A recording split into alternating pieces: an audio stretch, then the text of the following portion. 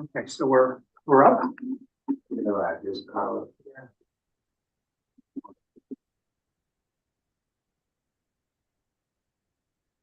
Yeah, they're ready when you are.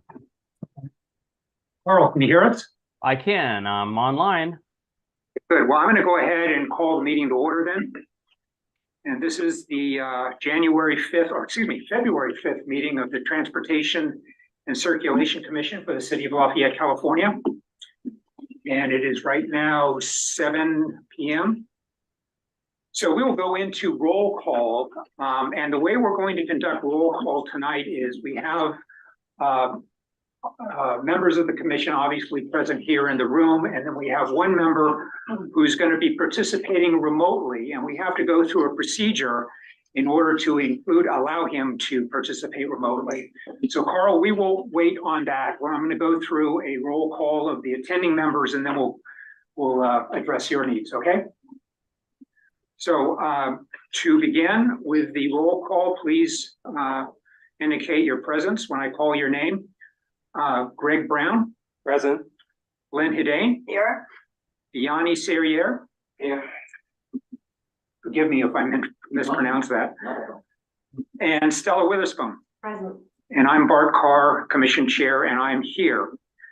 Now for Carl is going to be attending and participating as a commissioner, but doing so remotely.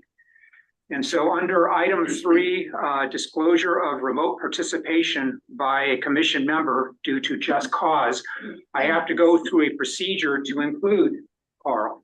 So Carl, first of all, you must formally notify the Transportation and Circulation Commission at this time of your need to participate remotely and provide a general description, which in your case is illness, as to why you need to participate remotely. So can you make that request to us? Yes, thank you, Bart. Under AB 2449, emergency circumstances, I request the ability to participate remotely through Zoom due to a medical condition. Thank you. So now we need to vote to include him in this meeting as a participating member. So I'll make the motion that we do include Carl as a participating member due to his circumstance. And can I get someone to second that motion, please? I'll second. All right, Lynn Hedane seconds. So we need to vote on that, and we'll do that by a roll call. So I'll go down and call out your names, and please indicate your acceptance of that. Greg Brown? Aye. Lynn Hedane? Aye. Yanni Serriere? Aye. Stella Witherspoon? Aye. And I say aye, yes. Carl, how do you vote? I vote aye. No surprise to that. Okay.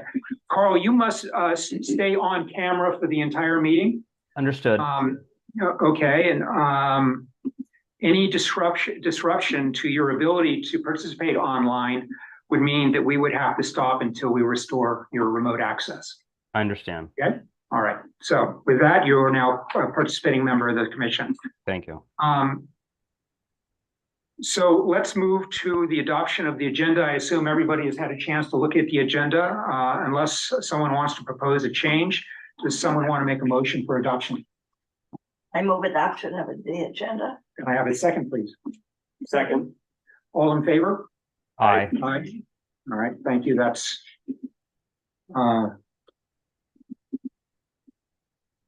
done.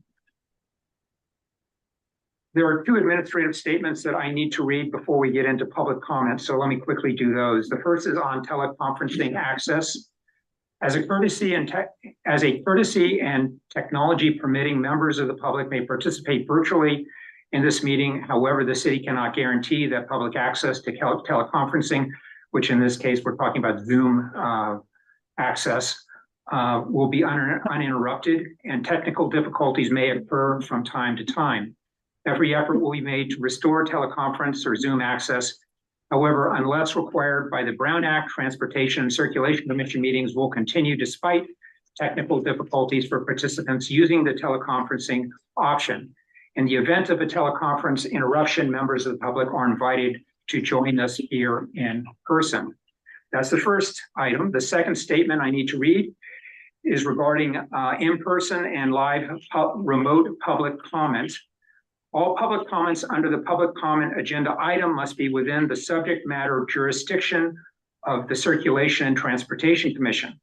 All public comments under other agenda items must relate to that agenda item. If this directive is ignored following a warning by the commission chair or city staff may mute the speaker. The City of Lafayette wants everyone to be aware that we have an obligation under the First Amendment and Brown Act to allow speakers to make their comments even if they're not compatible with our community values, while commissioners must hear them out. If they are within the subject matter jurisdiction of the commission, anyone in the room should feel free to step outside, and anyone at home should feel free to mute your audio. Finally, as a reminder, public comments are limited to 3 minutes. So that takes care of that business. So with that, we will go into public comment period at this point, and this is for items not on the agenda tonight. So if anybody has any public comments for items not on the agenda, now would be the time, either for those of you here in person or for those remotely attending, to make those public comments. So I see no speaker slips that I've been handed here. Do we have anybody online that wants to make a public? No? Nobody? Okay. With that, we'll move on. So the next item is old business. There is no old business. So we will move on to item number 7, which is new business. And we are now going to consider Pleasant Hill Road surface seal project and roundabout reconfiguration. And I should mention at this point, I forgot to mention that we are going to be supported tonight by staff, Patrick Golier, the Transportation and Circulation Program Manager, and Matt Lutwick, who is the Engineering Manager. Is that your title, Matt? Engineering Services Manager, thank you. And Philippe is helping us out with the teleconferencing. So thank you, Philippe, for doing that. So with that, we will move into the first item of new business, which is the Pleasant Hill Road surface seal project and roundabout reconfiguration item. And I assume staff will reintroduce that. Yeah, so let me first share my screen, because I know in the staff report, the plans were really, really small. So let's make it really, really, really big. Okay, that's bigger. I don't know if that's really, really big, but so little background on this. As part of the city's 2024 surface seal program, we'll be placing a slurry seal on Pleasant Hill Road from Mount Diablo to the roundabout. For those of you that don't know, slurry seal is kitty litter sized rocks mixed with oil. So it's a, think of it as oil of Olay for your road. So it buys you more life on your pavement for a relatively low cost. And when you do that, you're basically painting the whole street black. So it's a perfect opportunity to implement any striping or lane configuration changes that you want to do, because you're going to have a nice blank template to redo all your striping. So right now, the changes that we've made to the striping at the roundabout and leading into the roundabout are less than ideal, because it was just blacked out thermoplastic and spray painted in and paint lines. So it's not crisp. After this project, all the striping will be very crisp and much more visible, because you'll have a new black surface. So that's some of the basics of it. So why are we here? Well, in recent years, and in response to safety concerns from drivers, pedestrians, and cyclists, including a cyclist fatality that we had in 2021, staff implemented a number of trial modifications at the roundabout and the approaches to the roundabout. These modifications were primarily intended to reduce vehicle speeds and promote right-of-way compliance without impacting vehicle delay. This included lane narrowing, a reduction in the number of vehicle lanes on southbound Pleasant Hill Road, reductions in the length of the right turn slip lanes from westbound Olympic Boulevard, and visibility improvements at the crosswalks. Following direction from the City Council in 2023, staff implemented these modifications using temporary treatments such as paint and a whole lot of delineators. Those delineators are the white stick-like objects with reflectors on them. The trial modifications were proposed after consultation with the Transportation and Circulation Commission, residents, bicycle and pedestrian advocates, including Bike East Bay and the city manager. In these discussions, the primary concern was that vehicles are traveling too fast ahead of and through the roundabout. Following these conversations, traffic engineering firm Kimley Horn was hired to assist in the design of modifications that could be made to the roundabout that would improve the safety of the facility. Their preliminary plans were reviewed by the city, slightly modified, and then shared with the Transportation and Circulation Commission in November of 22.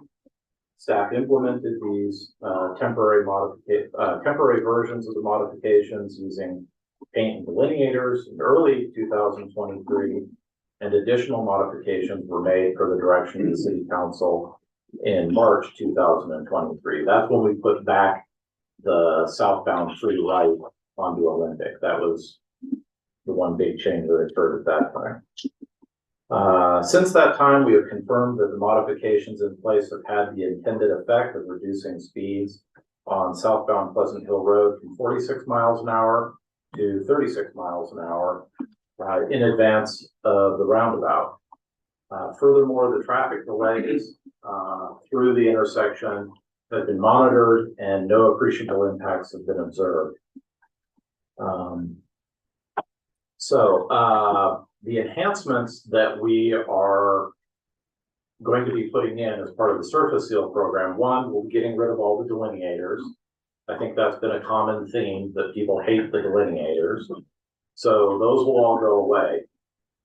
In place of those delineators, we will see concrete curbing put in many of those locations to create the same effect. For example, on southbound Pleasant Hill Road, well, let's see how easy this is for me to get to that. Bear with me one moment. Is it too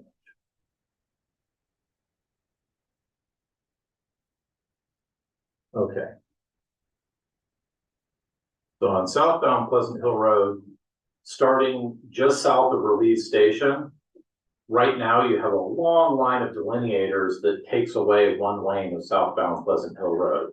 That's this dark line right here. And it goes to, right now it goes just past the bridge.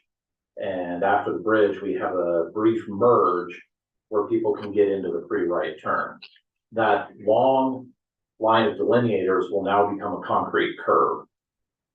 It will actually start a little sooner than the delineators right now. The delineators right now start, I think, about 100 feet south of Release Station. We're actually going to start the concrete curb about 30 or 40 feet south of Release Station so that we can run a straight section of curb a little bit longer before we start the narrowing. So you can see right here, there's a straight section. Looks like it's almost 100 feet long before it really starts drifting.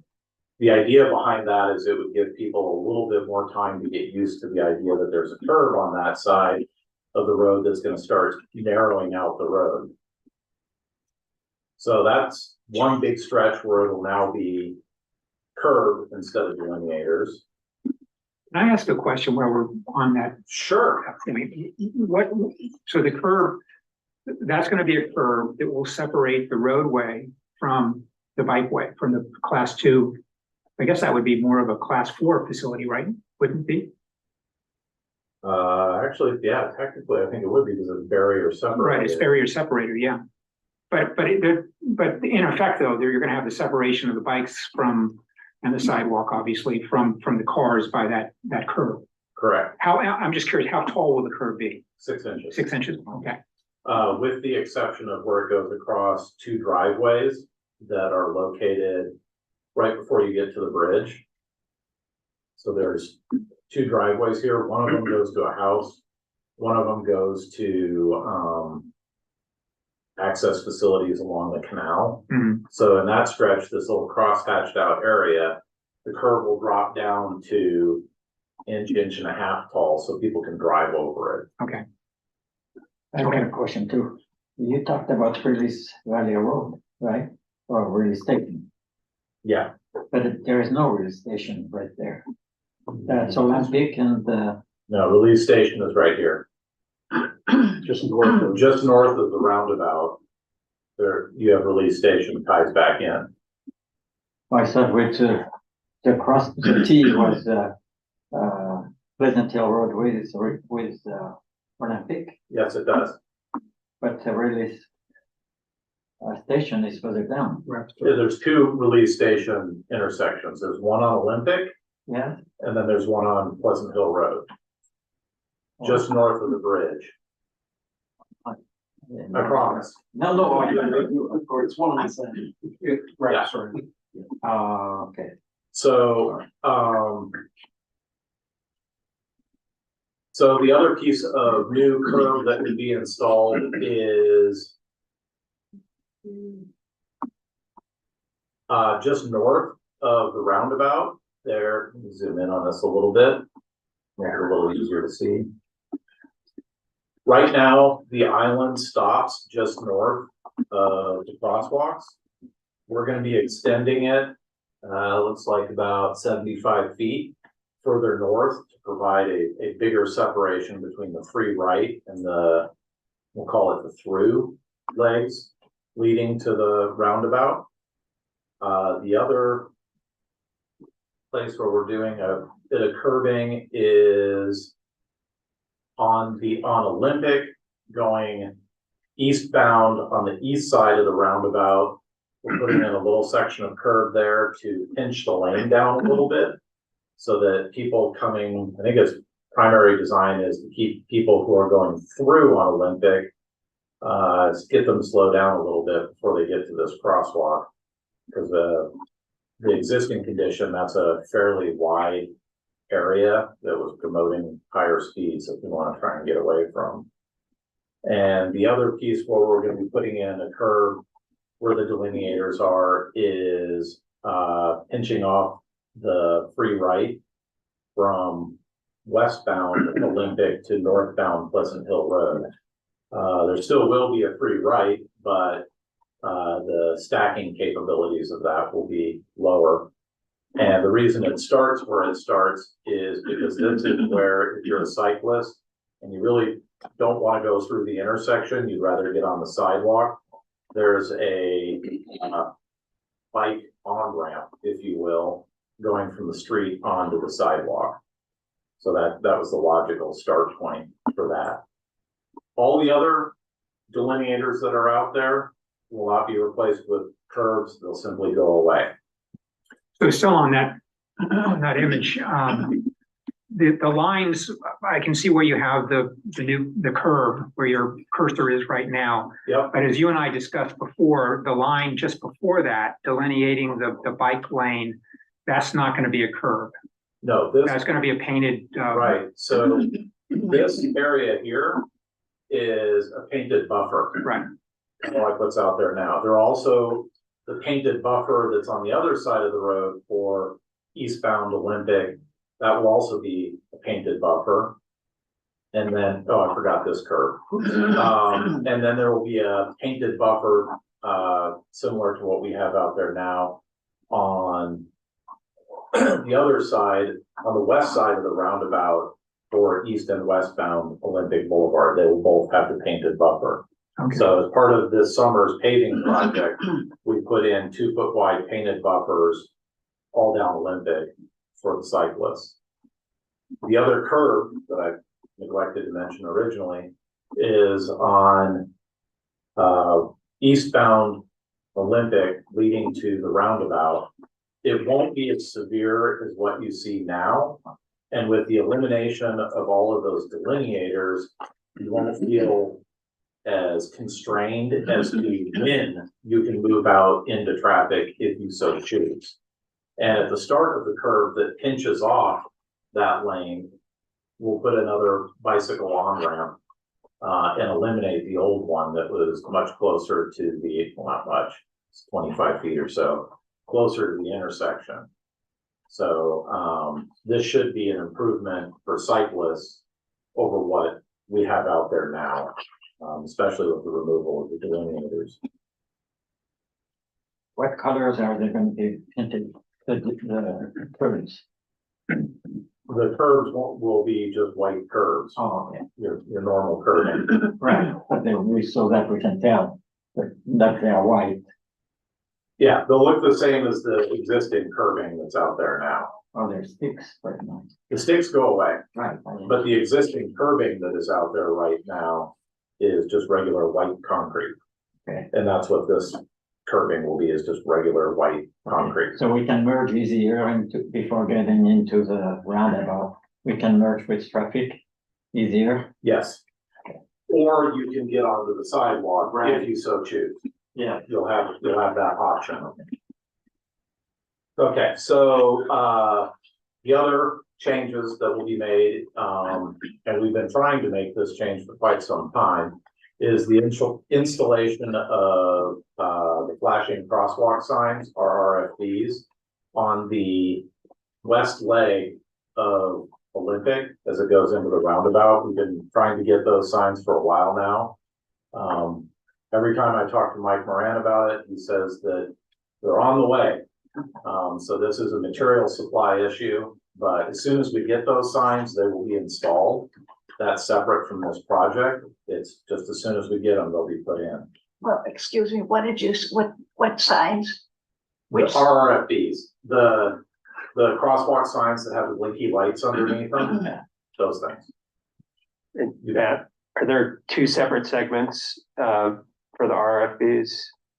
Or, Well, they're taking care of this crosswalk right here.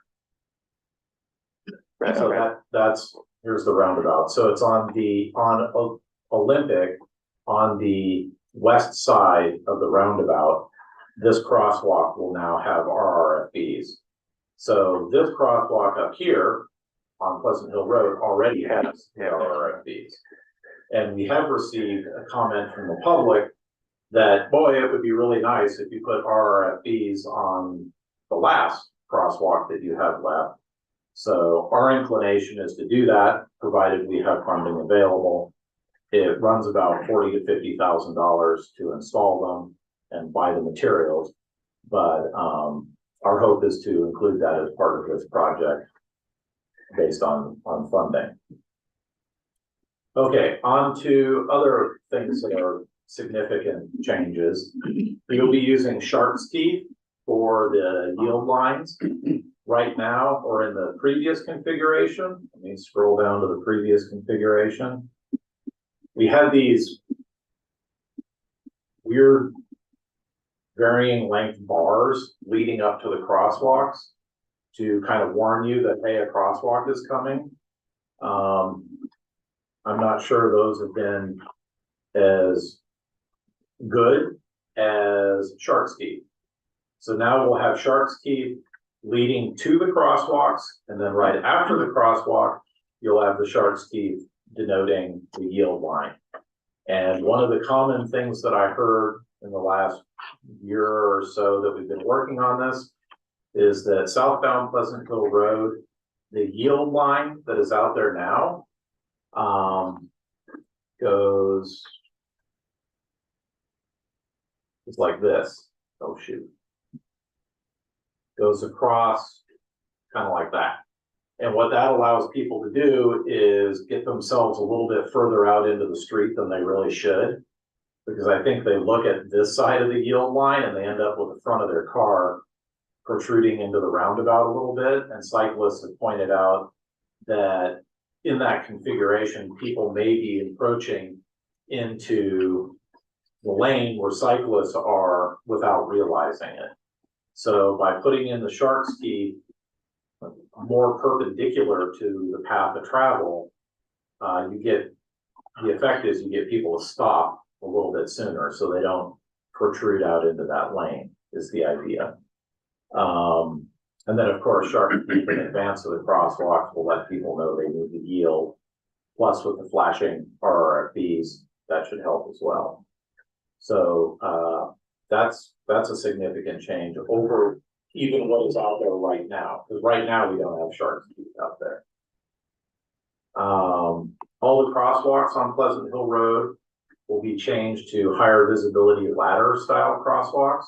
That's already what we have at the roundabout, but if you go to other parts of the street, such as Release Station, currently those are just standard crosswalks. So we'll add ladder crosswalks to all the intersections on Pleasant Hill Road all the way up to Mount Diablo. So that'll give higher visibility to those crosswalks. We'll also be putting in green dashed bike lane crossings going across the intersection. So for example, Release Station Road will now have the dashed green lines going across to let people on the side streets know to pay attention. That's where cyclists can be expected. Let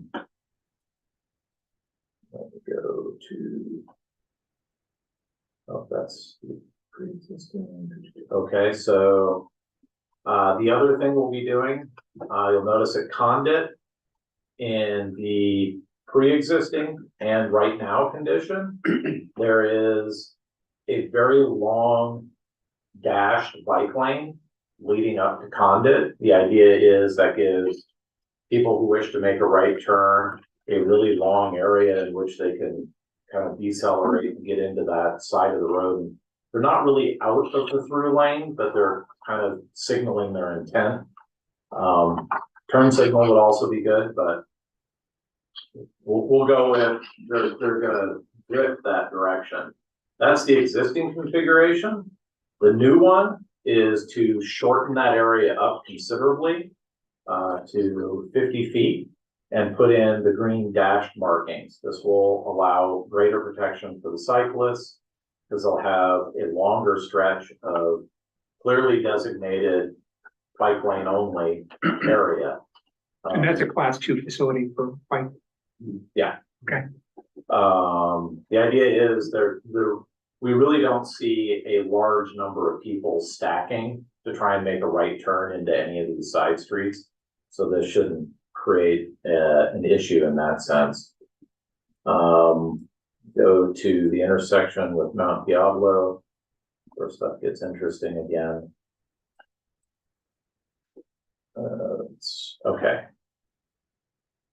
So here's Old Tunnel Road. Let me know if I'm flipping through any of this too fast. So here's Old Tunnel Road, same shortening up the dash bike lane. And then once you go through the intersection, right now, this entire bike lane is dashed. I don't know why it's dashed. There really isn't a good reason for it to be dashed. Lynn, Right now, the bike lane is what? dashed. Here, let me show you. Yeah, I gotcha. So this is what it looks like right now. So it's a big long dashed bike lane. And what I decided to do was make that a solid line. And then when you get near the free right onto the freeway, we'll put the dashed green lines to let people know, pay attention for cyclists. And then this last little bit of the bike lane at the intersection will make it green. So this is consistent with what we're doing north of Mount Diablo, or have already done north of Mount Diablo with the green markings in the bike lanes between Mount Diablo and Stanley Boulevard. So it's similar to that. Was this what Mr. Drieger was suggesting in some of his comments to you? Okay. Yes. Yeah. So we were actually thinking very parallel. So his only additional suggestion would be to create a painted barrier here. So take away more real estate from this through right lane. And I can see doing that. I'm a little concerned about narrowing this up because right now there is enough room here that in a pinch, you can make 2 lanes here. You could make this a through lane and a right turn lane the way it is now. So you can stack a lot of cars here without anybody feeling like they need to jump into the bike lane to kind of sneak around a car.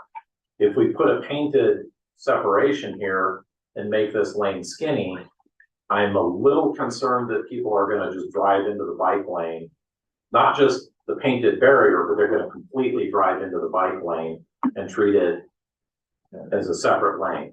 That's a similar issue to what we had between Ocalanes Avenue and Stanley, where the road got wide and it was a bike lane and a painted barrier.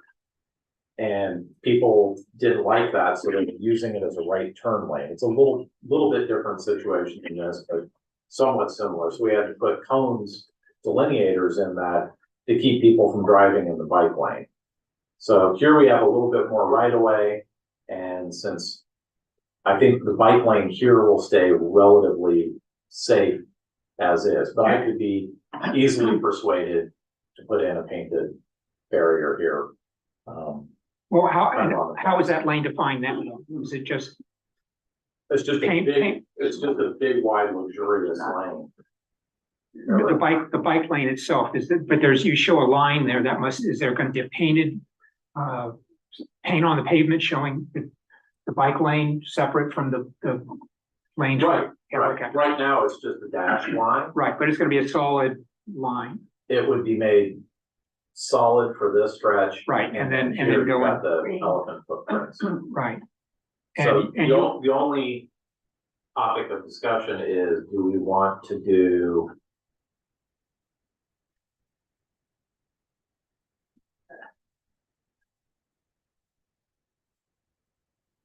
I'm not doing great with this drawing tonight. If we want to do something like this, drawn better than this, do we want to paint this area out, cross lines in it, and narrow this up to something narrower? I mean, it could be 18 feet. You could make it as little as 11 feet if you wanted to, and then paint all this out. I don't quite understand what that. I think he means a bike lane. Well, it's not a bike lane, Essentially. it's a painted median, so it would look like, Oh, so you're just talking about putting a curved buffer. median? It's a buffer. Thank you, it's a buffer, it's a painted buffer between the bike lane. Oh, I see. Okay, got it. Yeah. I'm getting better at drawing this. So something like that. And would you actually set it off Set it like off. that, painted, or Yeah. what you would? So it would look like what you see on Olympic Boulevard, where we did those 2-foot wide painted barriers between the lane lines and the bike lane. There's a 2-foot stretch that's white and painted out. That's what we would do here. Here, we could do a whole lot more than 2 feet. If you wanted to, you could do 12 feet. I won't do 12. You could do 11 feet, leaving an 11-foot through lane. But I think you would just be inviting people to drive in your barrier area. And I don't know if we really want to encourage people to get in the habit of driving through that barrier, because then they might do it in other places in town. So that's a big chunk of the changes. So actually, that's all the big changes. We did have a virtual public meeting to present all these changes. It was held on January 17th, and there were about 15 people in attendance. And I think about 7 people commented. The individuals that commented on the plans were, I would say, fairly evenly split between those that wanted to keep the lane drop on southbound Pleasant Hill Road, and those that wanted it restored back to the way it was before, with 2 lanes leading all the way to the roundabout. It was suggested that speed bumps or speed cushions be added to the project. Some people have suggested you could do that instead of doing the lane drop. We have spoke with the fire chief from Contra Costa Fire Protection District, and he has indicated that this is a principal evacuation route, and as such, they don't want to see speed bumps on this street, so they wouldn't permit it. And they do have the ability to tell us, no, you can't do it. When I spoke to him, he said they would be willing to maybe consider putting, speed bumps at the crosswalks. However, earlier when we were looking at speed bumps at the crosswalks, we ran into an ADA problem that we can't get the grades on a raised crosswalk to work. Because much of the road is super elevated, especially at the 3 right turns. So I can't make it work for handicap access. Not to mention it creates a whole host of drainage problems in the roundabout. So it starts to get very, very expensive. So that's partly why we abandoned the speed bumps and speed cushions and concentrated more on the lane drop option to accomplish the changes in speeding behavior. Lots of people have let us know that they think there are way too many signs leading to the roundabout and too many visual distractions. I have also heard from people that there are not enough signs. So it's a little catch-22. I think realistically, once you get rid of all of the delineators, I think a lot of the visual clutter in that intersection goes away. A lot of the signs that we have out there are regulatory and we really can't get rid of them, like pedestrian crossing signs, one-way signs, yield signs. We really can't get rid of those. There are quite a few other signs out there, like street name signs, wayfinding signs that tell you the community center is this way and Rossmore is that way. Signs that tell you bicyclists can use the pathway. Those are all arguably optional signs. However, many people felt that those signs were really important for safety or for communicating information to the public. So it's kind of a catch-22. If there are any signs that any of you especially hate and wish to see go away, please let me know.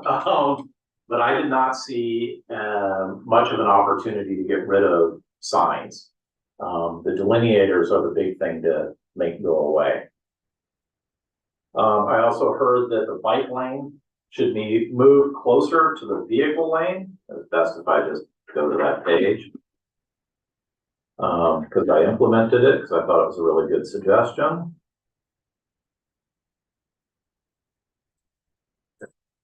I'm randomly drawing lines all over my drawing. Okay, so this is near the bridge. Yeah, so you're going southbound on Pleasant Hill Road, right before you get to the bridge, and where you have the 2 driveways. In the original design and the way it is out there right now, cyclists stayed close to the existing curb, and then as they were going across the bridge, they drifted closer to the through lane for the vehicle lanes. It was suggested that it would be better if you got those cyclists closer to the through lanes sooner so that the cars would have a visual cue that, hey, there's a cyclist there, so that they would see them before you get to this merge area where some vehicles are going to want to cross over to use the free right, but you also have cyclists that are wishing to continue going straight. I thought that was a really good suggestion, so we went ahead and did that. The other change that I put in at the last minute was this through right stencil on the street. I thought that might help some of the people who are unsure of this being an actual right turn lane. Because that's another comment that I heard from the public is it's not clear that that's a lane. I also heard that that merge isn't long enough. Right now it's about 60 feet. We've lengthened it to 90 feet. So there's more time. That's kind of a double-edged sword because now we've given cars and cyclists longer time to acknowledge each other's existence, but you've created a longer conflict zone for the bicyclists and the cars. But I think this is probably a better configuration than what we previously had. And that's pretty much all the comments that I got from the last meeting. And at this point, I'm hoping to hear your thoughts and the public's thoughts that are here. and, have a recommendation that we can take to the city council so that we can move forward with our project.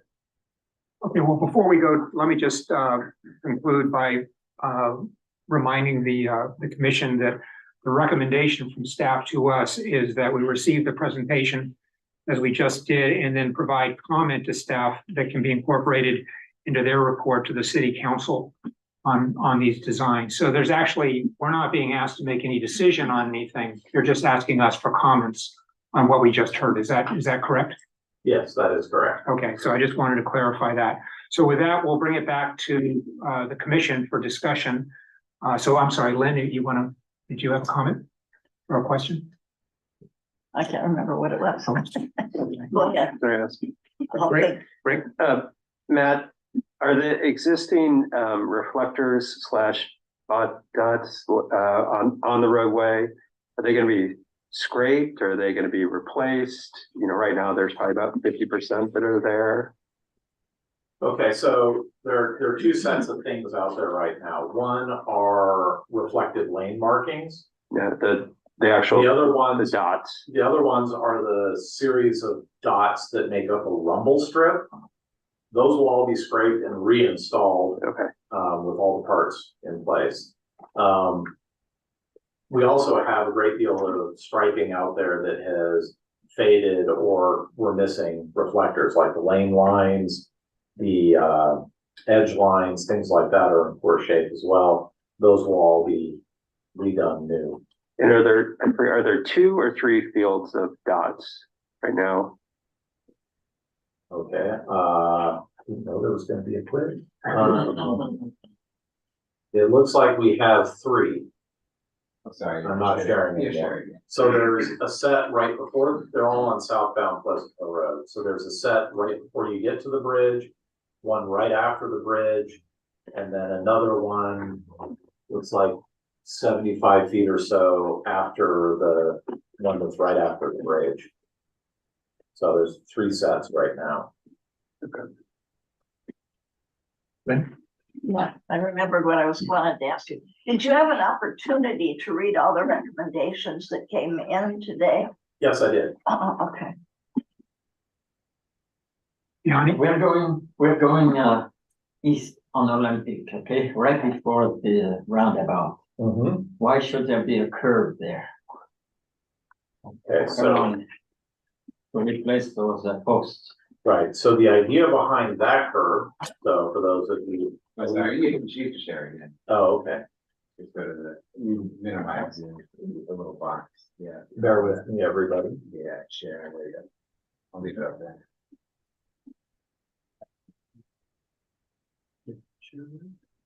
Okay, so Yanni's talking about is this one here, where we're pinching down the free right. The idea behind that one was to. Yeah, heading east. This one, eastbound. Yeah. This one. So again, the idea there is to get people to slow down before they get into the roundabout. Okay, I'm So- thinking in terms of cyclists, except if some of the cyclists wants to merge with the cars, having that curve is scary. The And curve is on the right-hand side. Oh, just on the right, oh, Just on the right. I thought the curve was also to replace those posts. No, that's just gonna be painted stripe. Oh, very good, thank you. Yeah. Thank So you very Good question. I have a question. So from a bicyclist perspective, being pinched into a 10.5 foot travel lane with cars, is that, to me, it looks very, very tight, like you're gonna be kind of trying to edge your way in. Right, at that point, you're supposed to be a car. So that's what the sharrows on the street are denoting, is that when you get into these areas, it's time for you to take the You lane, take the lane, like yeah. a car. Yeah, Oh, no, I know. I mean, but if you're in the class 2 lane, then you get to that curb point and then you choose to go into the roundabout, it just seems very tight right there. The advantage is by getting rid of all those delineators leading up to it, yeah, Mhm. fine. at any point, as you're getting close to the intersection that you feel safe to do so, you can merge out into that lane and take it. Okay, just go, Yeah. go over the buffer Right. paint. So, Okay. yeah, so if you wanted to start way back here at the end of the island and get into that lane, you are more than welcome to. Yeah. I think Okay. Yanni had that concern Oh, yeah. way back when, That's right. is by putting those delineators there, it made it very awkward for a cyclist to try and weave in between delineators to get out into that live lane like they wanted to. Mhm. They just didn't have much time to make that decision. Yeah. So that's partly why we got rid of all those delineators there and aren't putting them back, is to give cyclists an opportunity to merge out into that lane. Okay, that makes sense. Can we look at the one that you originally started with, the westbound Olympic to northbound Pleasant Hill Road? So that one, I guess. So I had the same concern, but I guess there's just a painted buffer there between the bike lane, the class 2 bike lane. So you're talking over here. Yeah, so same principle applies, that someone could just merge left. Which Right. we do right At any now, point. right? Right, so they could merge left Yeah. at the last minute or Or quite a bit. or quite a bit further back if they so choose. Yeah.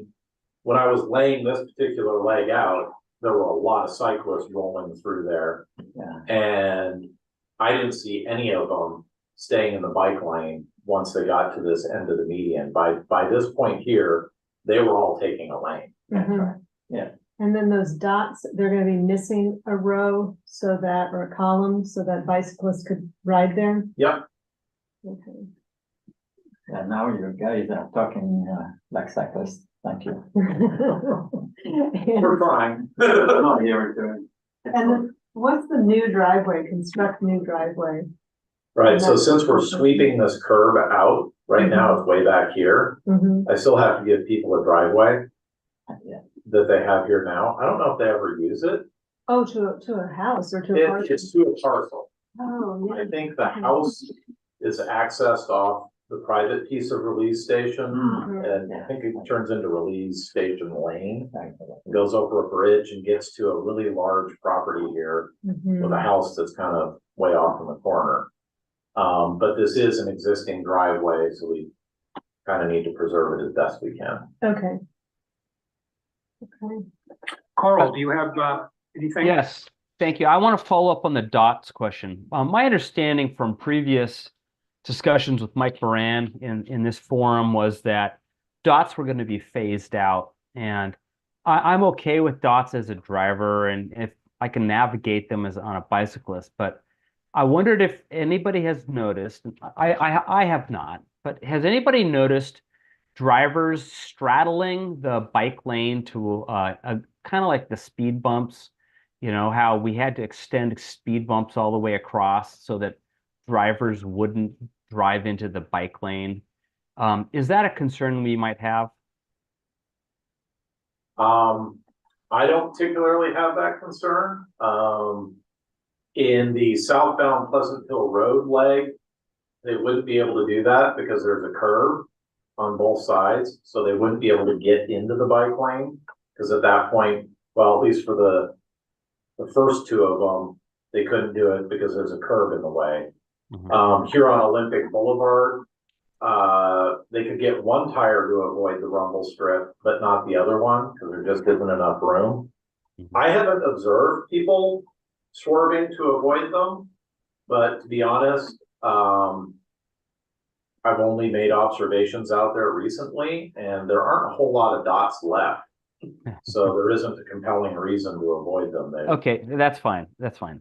The next question I had, back to where you're drawing the on the slide 7 for people online, the where you're this is the northbound Pleasant Hill Road, after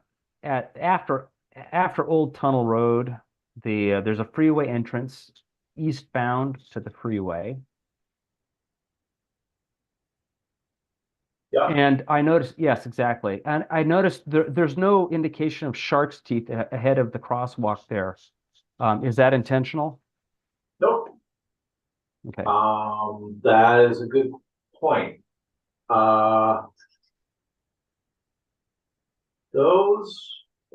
Let me look into that. Those may be getting put in as part of Caltrans's work, but if not, there's not a reason why I can't put them in.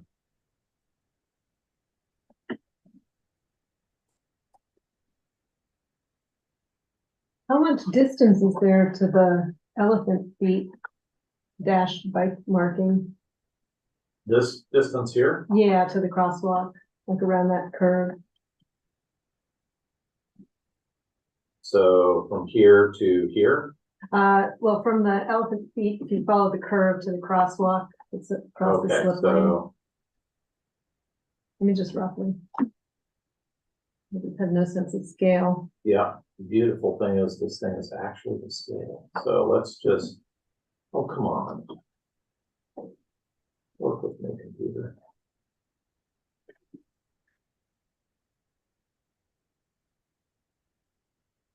So that is 98 100. feet. So let's call it a little over 100 feet on the curvature. Okay.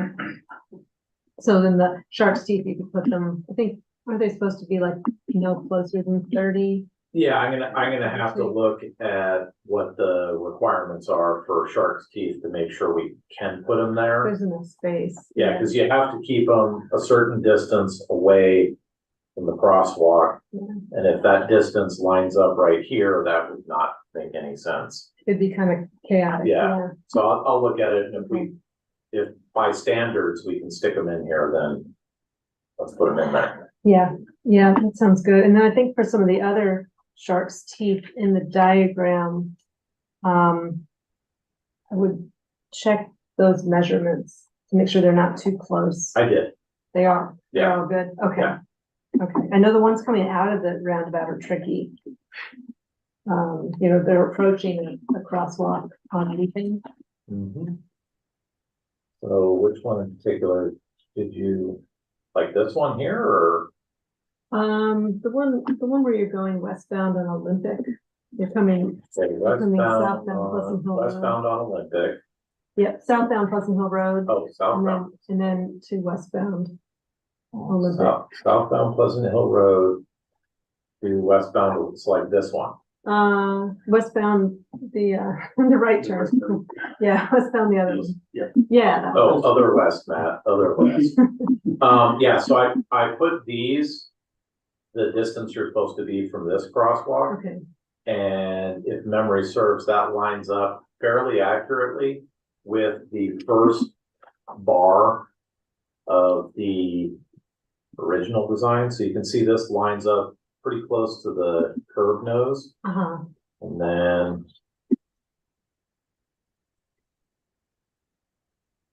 this one, it's a little closer to the crosswalk than the curve nose, but pretty close. Gregory.brown2@fetterhealth.org. So does that kind of make sense, or? yeah, no, So I was just going Yeah. off of the MUTCD standard for how close you can get it to the crosswalk for that particular location. And that's where it lined up. If I wanted to, really couldn't move it much further away, otherwise you'd be getting too much into the roundabout. yeah, that's exactly. what it And is. I was not able to put one at Olympic because I don't have enough room. Yeah, okay, I barely have enough room to put the yield. yeah, That's low traffic. I have another question. Go ahead. Okay, regarding the rapid flashing beacon, the possible add of on the east side, exactly. The constraint is of course funding. Is there prep you can do? Does it matter if you have advanced approval for that, or is there some prep you can do so you can add them later if you get funding later? My preference is to go ahead and ask for it and see if city council will pay for it. If they don't pay for it, then can it be prepped for later installation? Since these are all solar powered, you can put them in whenever you want.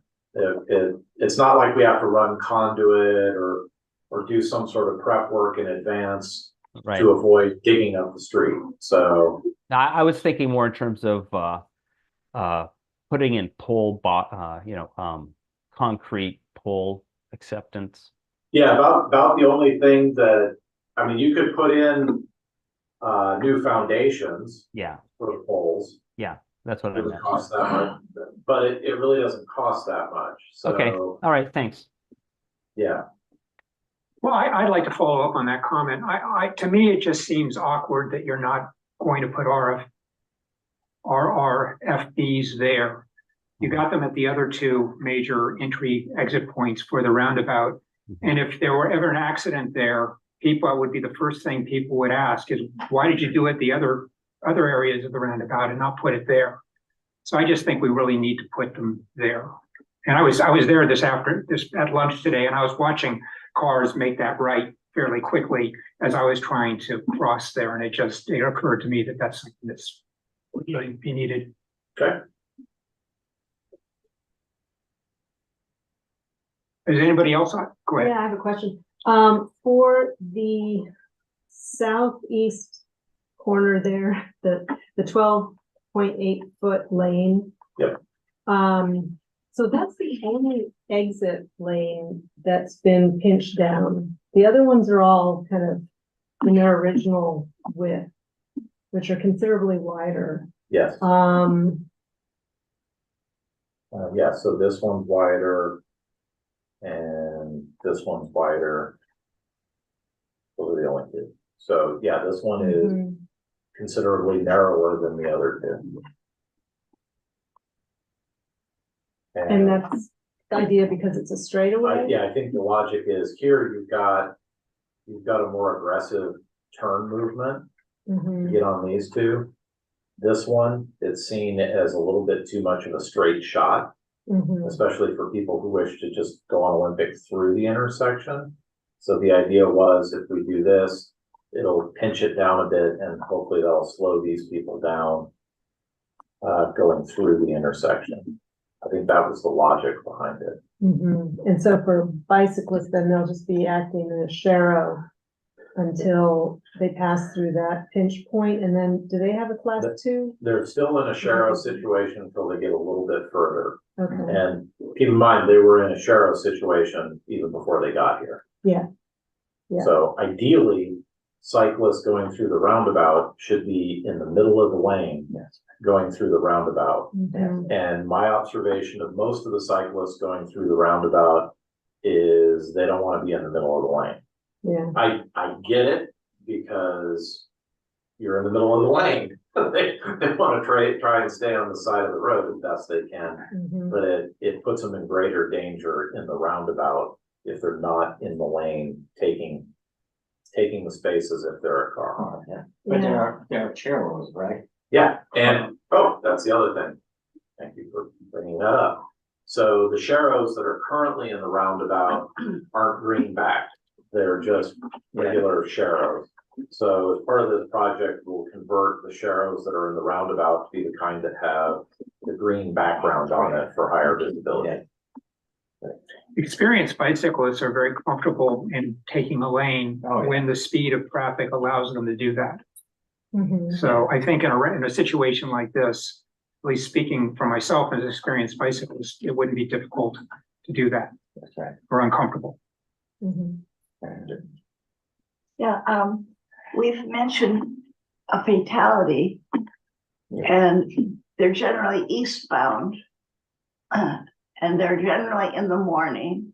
I think we've had 3 now, I believe, Not at this intersection, no. huh? We've only had one at this Yeah. intersection.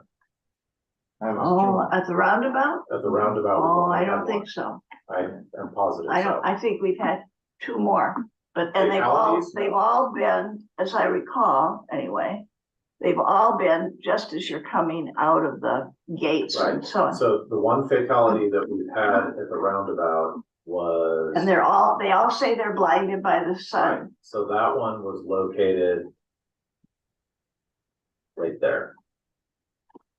right there is one. Where's the other one? There wasn't another one. Okay, I'm trying to figure out where was it. exactly? So this is the entrance to Village Oaks. Yeah. This is Olympic. Uh-huh. This is Olympic here, and this is where the cyclist was killed. I think they're more than you think they are. No. All right. But anyway, as I recall, and I'll just give my own impressions, they're always in the morning. And they are always, people will say they were blinded by the sun. Yep, and I do recall from this one that the report said that the motorists were blinded by the sun. Not sure why she kept going, but she did. Can we return to the northern portion, to your artwork on the northern portion of Pleasant Hill Road? I want to review again that I should have bookmarked these. So I That don't have to buffer. scroll through all of them. there it is, yeah, you're drawn in buffer right there. And I want to come back to the commission on this because and it sounds like, Matt, you're sort of on the fence with this one. Yep. I'm leaning towards asking you to do it, but I wanted to see what the commission thought. I think that and let me just tell you why I feel that way is because even though you say that section of Pleasant Hill Road is very, very wide, and you could even put another travel lane in there. What I see is people who want to get on Highway 24 heading east, drifting and picking up speed as they approach the entry ramp. And any visual marking that you could put on the pavement that would clearly delineate that they shouldn't be drifting into that section of the roadway because that's where bicyclists may be or should be. I think that would be helpful. I agree. So I'm in favor of doing that. I don't know what the rest of the commission thinks. So You have a feeling on width.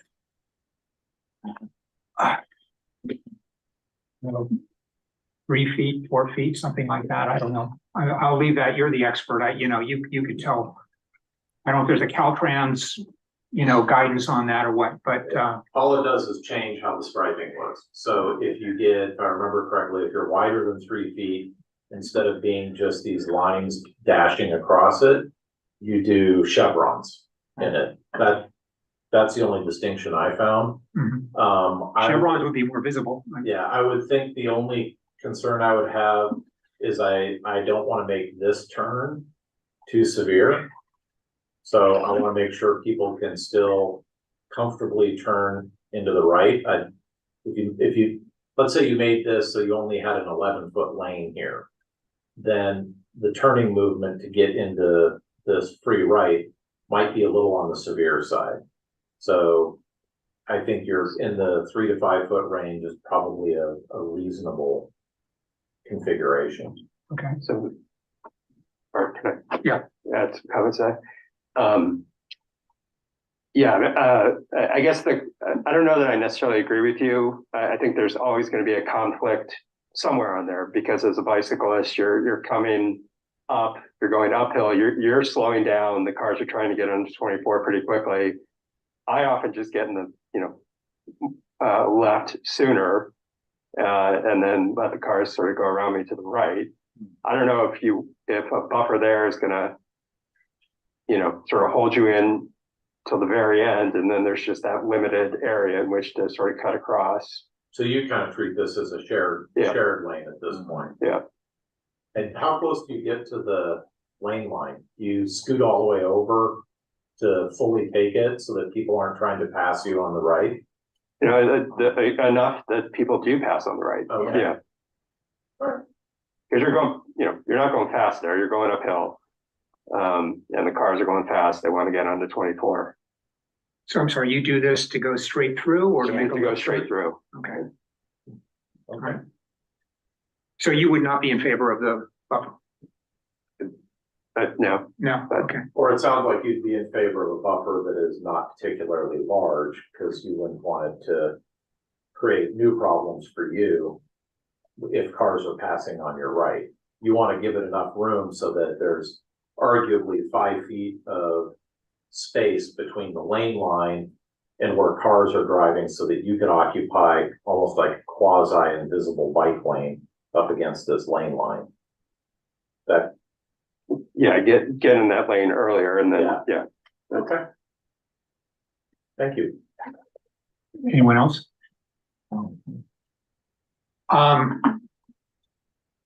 So I'm good. no buffer, shorter buffer, thinner buffer. I mean, if you're gonna put a buffer in, I would recommend shorter, maybe, closer to the old tunnel intersection. Right. And then allow more flexibility for the cyclist to determine when to cut over. What about shortening the buffer just? Okay, so yeah, you could, let's get real creative here. Is it gonna be painted green? The buffer would be white. Oh. Maybe it should be dashed Oops. greens. You wouldn't want to put dash green as a buffer.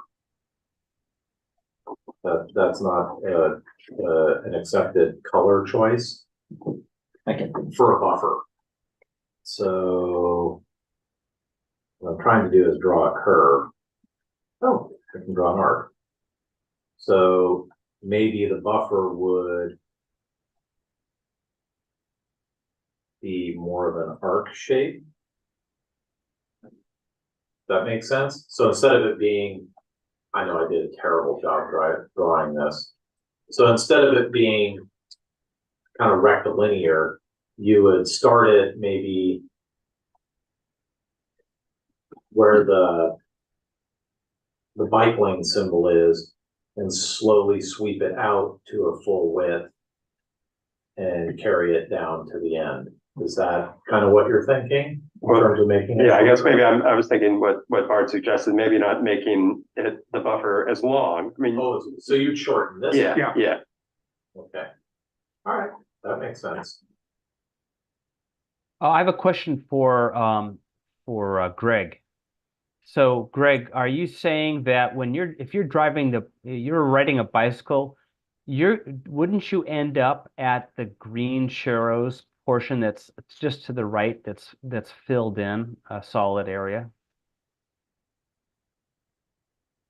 Well, no, Carl, yeah, I sometimes I get over a little earlier because, and then let the cars pass on the right. You Right, wanna be visible. But when you're going through that intersection, would you be going through the long solid portion there? Oh, up top, yeah. End up there, yeah. Yeah, okay. Okay, well, I want to get to public comment now. If we don't do any of this stuff we were just talking about, and that one line that you have, your original line there. Yeah. What would that look like again? It'd just be a bike lane line. So Bike lane line. 6-inch wide stripe, single stripe. Okay, I'm fine with that. I mean, unless you have a strong feeling about the buffer, I'm fine with that. I have one other question.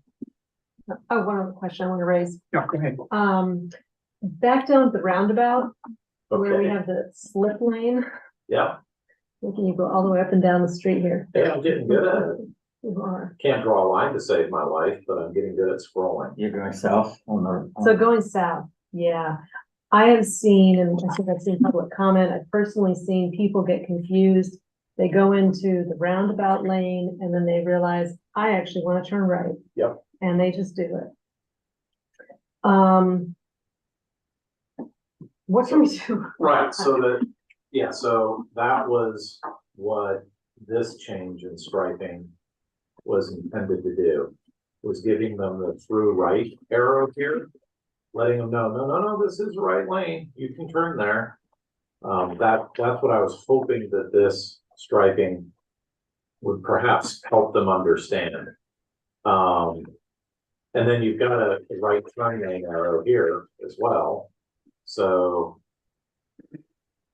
I'm not sure what else we can put out there. I'm loath to put a sign in that says, I don't even know what we put on the sign. Yeah. So I think making this dashed area significantly longer, so it's now 90 feet long, and putting the through right arrow there should help. Another arrow, right? Well, it's a through right arrow. The thought I have though is, would It's someone this guy. mistake that for the end of the lane? Yes, they And could. That They they're could. doing what they're supposed to be doing? They could. I mean, this is just such a, It, it's such a problem with the design. it's I put this in and had exactly the same thought you had, which is, are people gonna think that means that they can get to the roundabout and go through or right? Or will they realize that that means that this is the right turn? Now, from a purely technical standpoint, when you get to the roundabout, if you're in that through lane, you legally can make a right going on Olympic. It's a terrible idea, but legally you can do that. There's nothing that says you can't. I think they're going to realize that that's a right turn. You I would- don't think they're so dumb that they're gonna think it's, I just don't think so. There are a certain number of people that will be confused invariably with this. My hope is what will happen is the same thing that has happened with the implementation of the striping that we put out there, which is initially everybody was very upset, very confused, didn't see how anybody would ever understand what to do. But within a relatively short window of time, people got used to it and figured it out.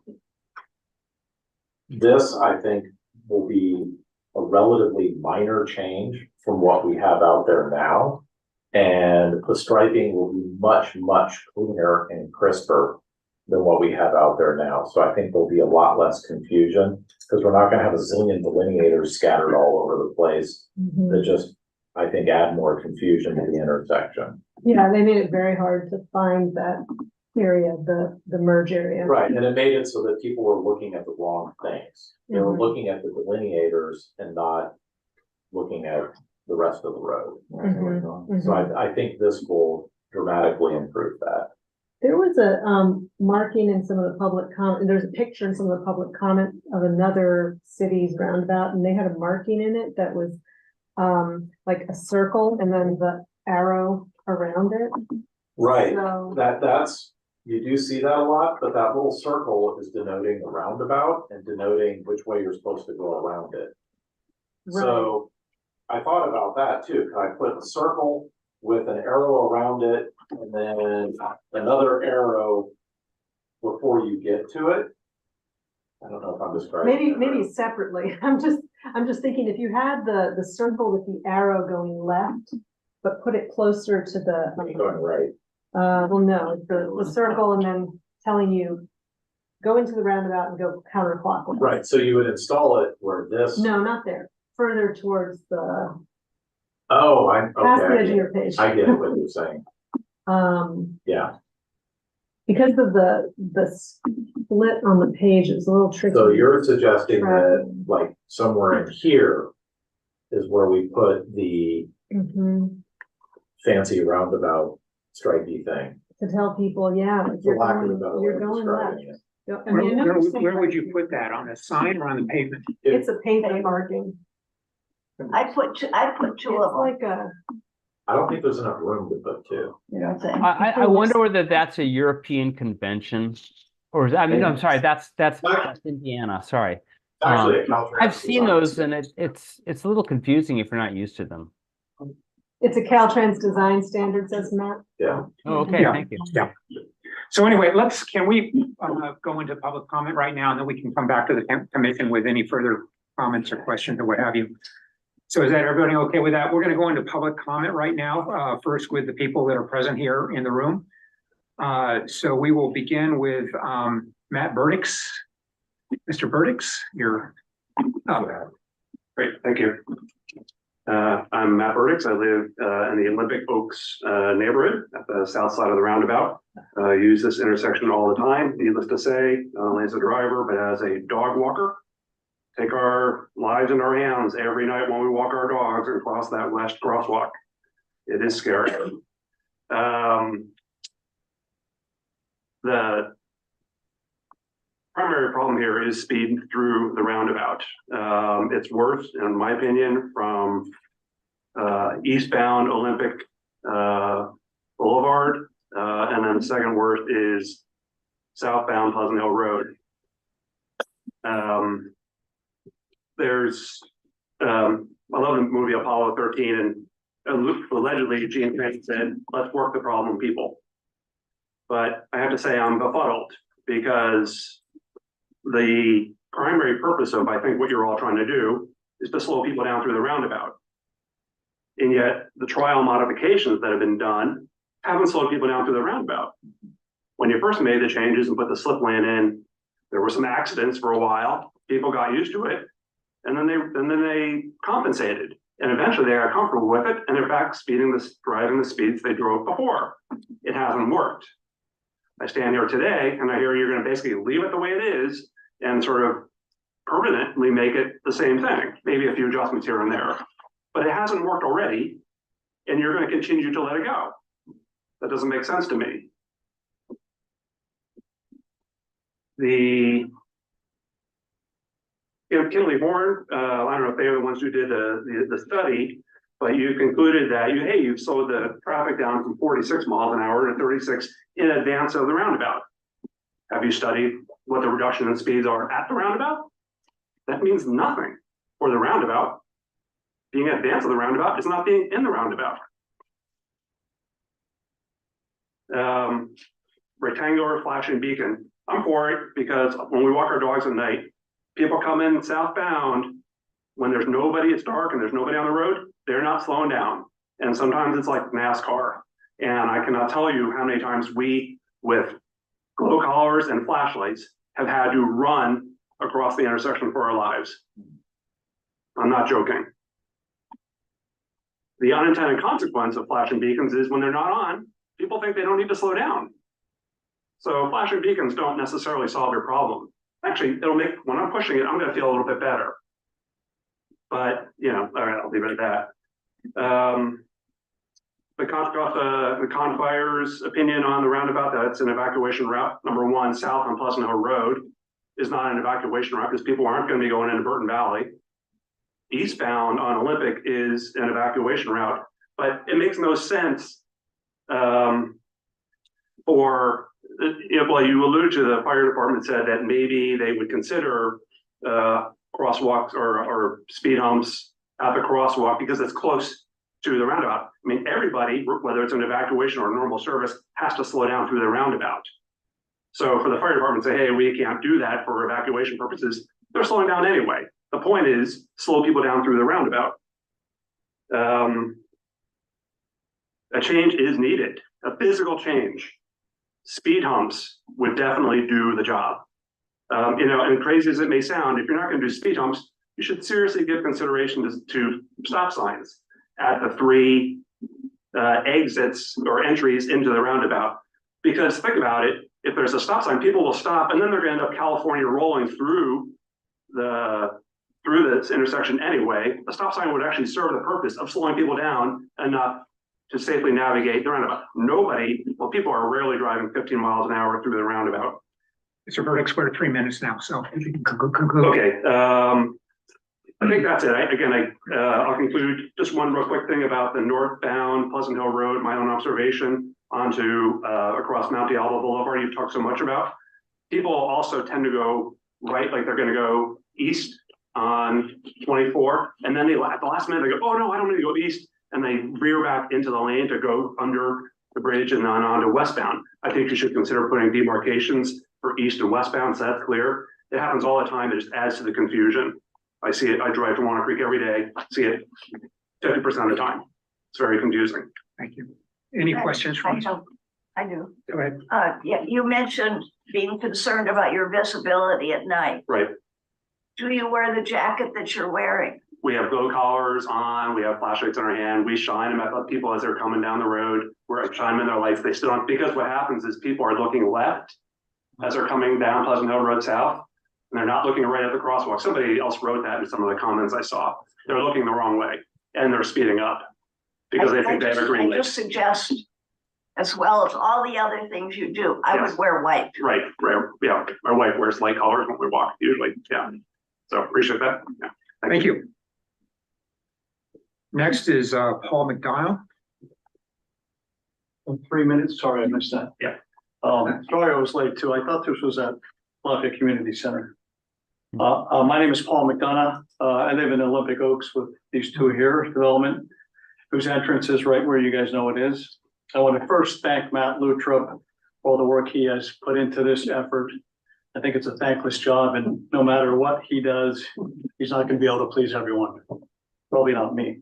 So I am an advocate of most of the changes that are being proposed. One of the reasons for these changes is to slow down traffic that is making the right turn onto Olympic Boulevard to protect pedestrians that are attempting to cross Olympic Boulevard on the west side of the roundabout.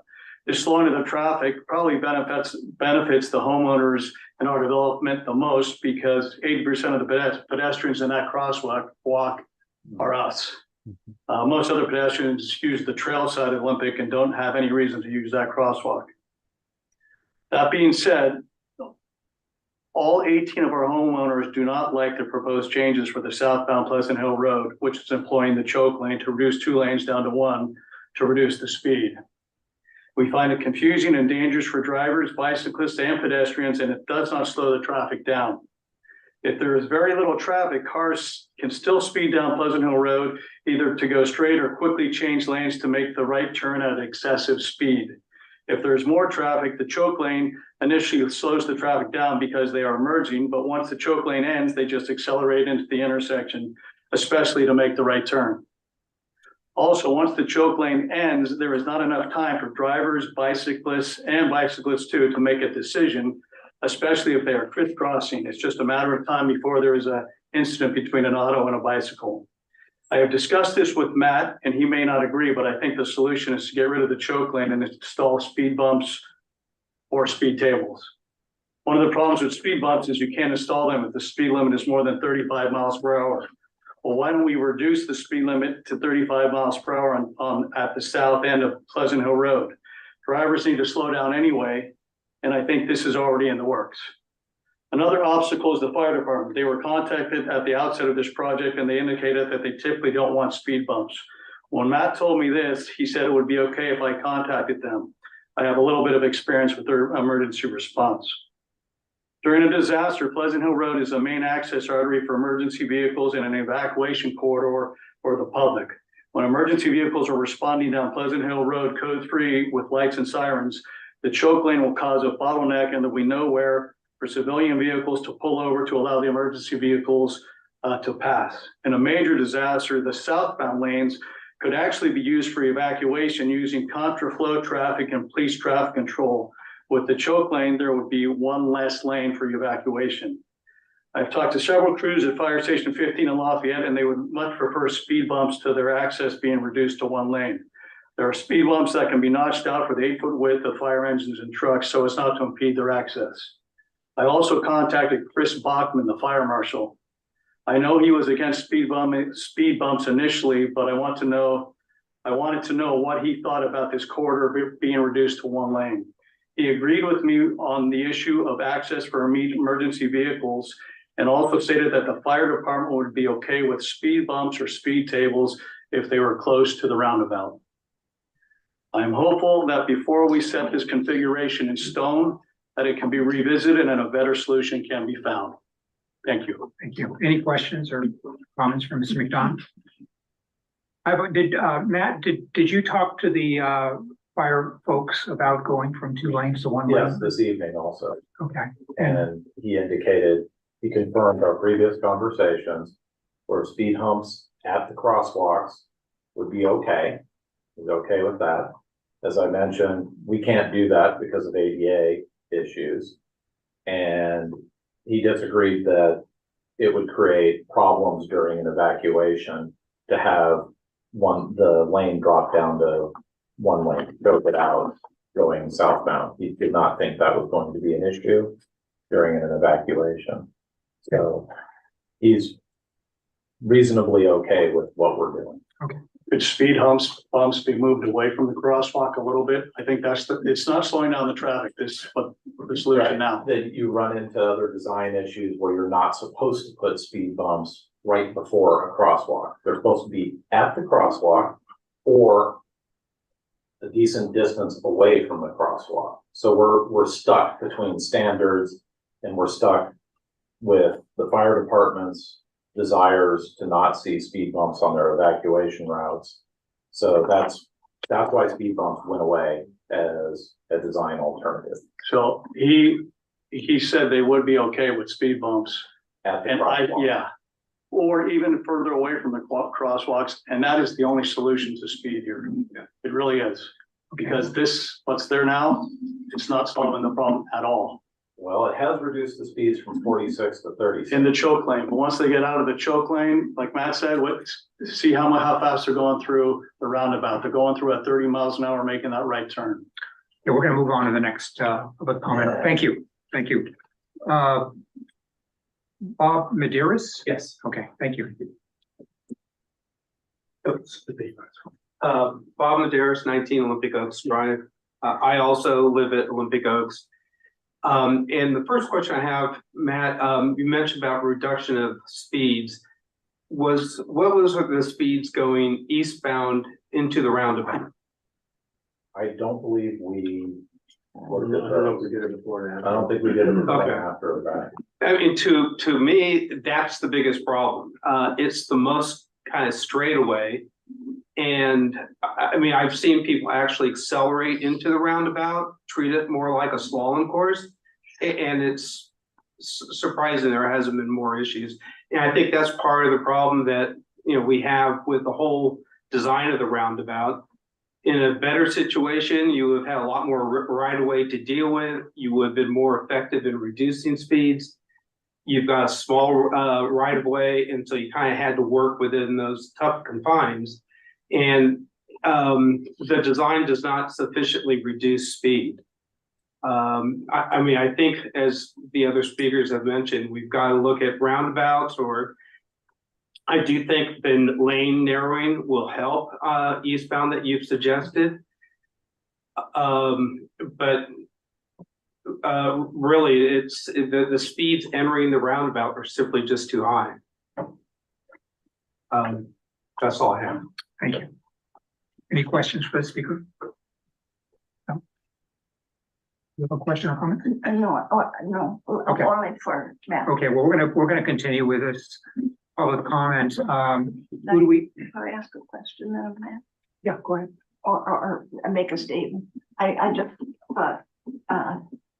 I would like to, if you would consider hunting down signs that we could take away. I did. Can you hunt some more? I hunted and there were no rabbits.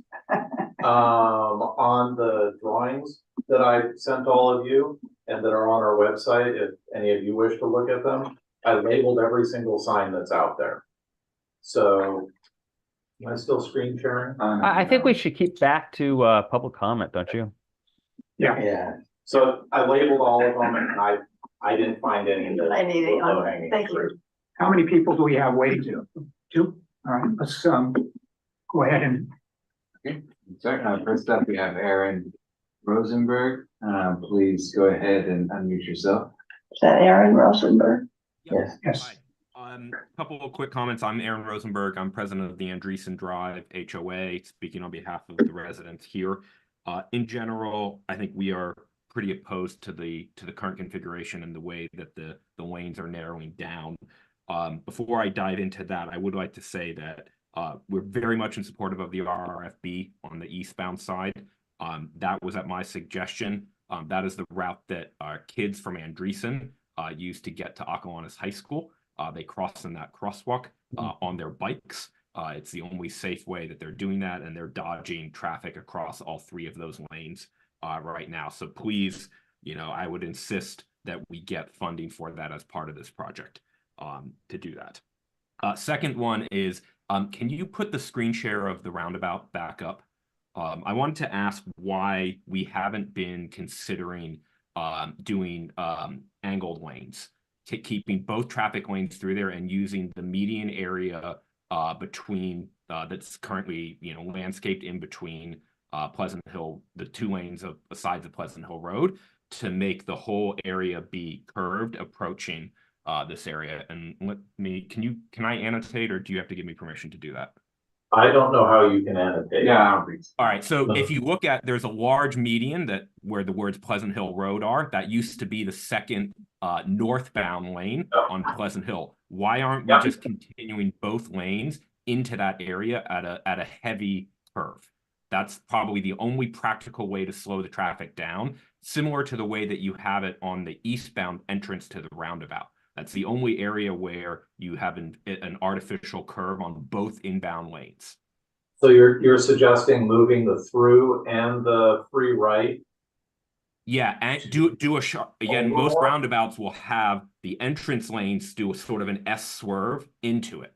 You Got have it. space So- in the median to take up the median and move the southbound. Sorry, I'm backwards here. The left-hand southbound lane to basically where the word Pleasant Hill Road is. Curve it Right, into so- that area and then curve it back out. So create a chicane here. Yeah, chicane. So That's you- sorry, that's the word. And do Yeah, that with so- both lanes. Yeah, so I the, think that's the the only right turn, the right Yeah. turn lane and the through lane would both be shoved over by roughly by roughly 10 one. to 15, 10 to 15 feet. Yeah. And then curve back prior to the Yeah. crosswalks. In other places that I've seen, highway speed roundabouts, that's done aggressively, and that's the only real way to keep traffic slowed down, or to get traffic to slow down, because they're going to have to navigate that curve.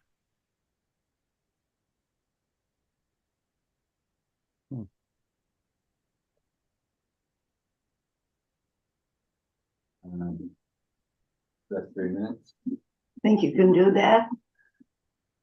Can you? We can do Sure. anything. It's Well, yeah, but I very mean, expensive, and I feel like don't that- know.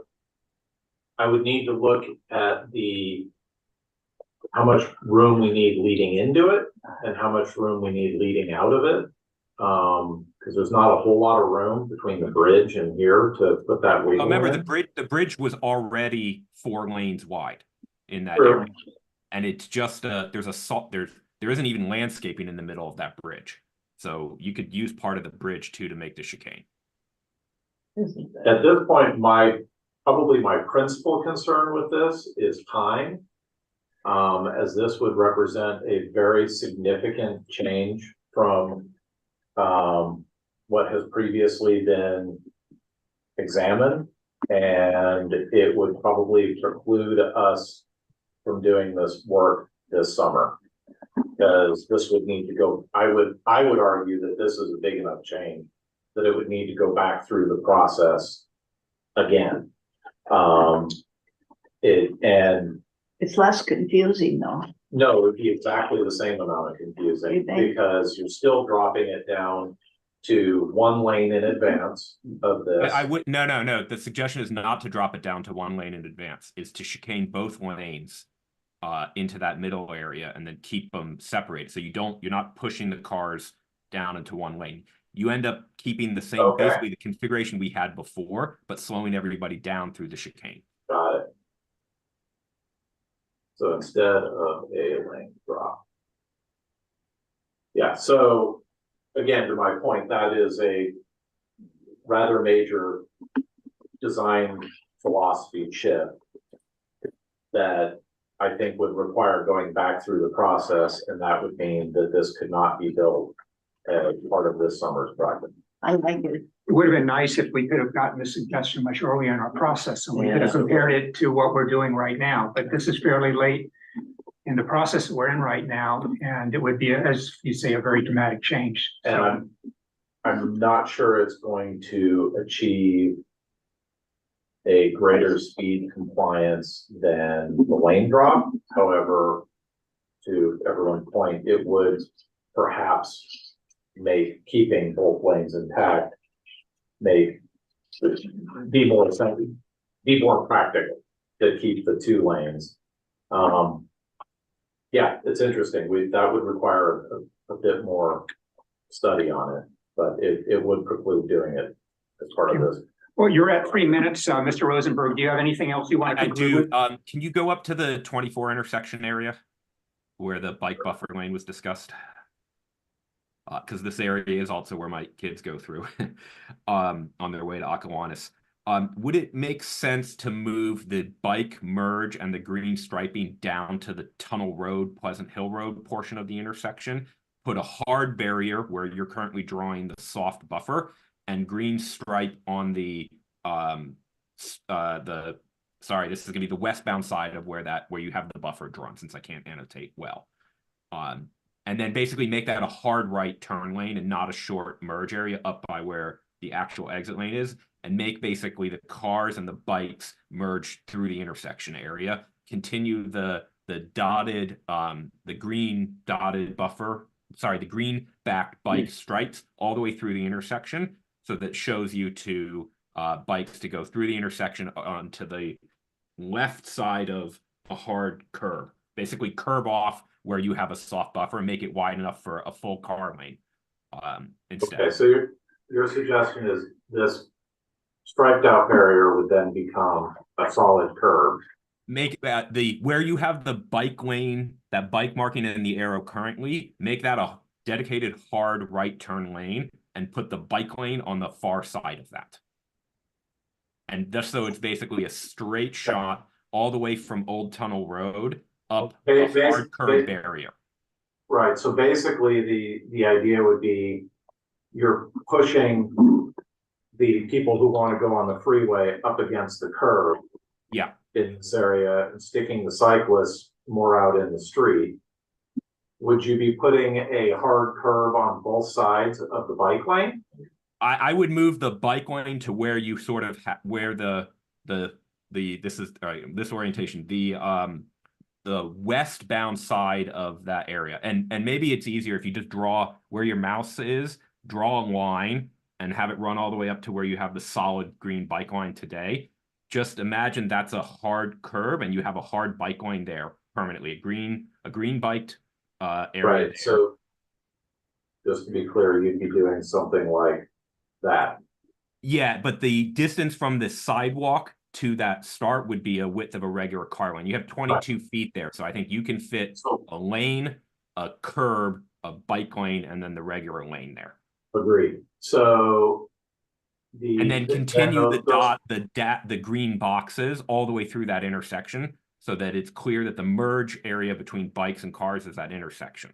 The advantage of this would be, you know, cars starting from a dead stop are going slower when bikes are trying to cross in that area. They haven't sped up enough to get to the exit ramp. Right, so that, I see a couple of issues. One, I assume you'd want solid curbs on both sides of the bike lane. No, So I wouldn't do solid curbs.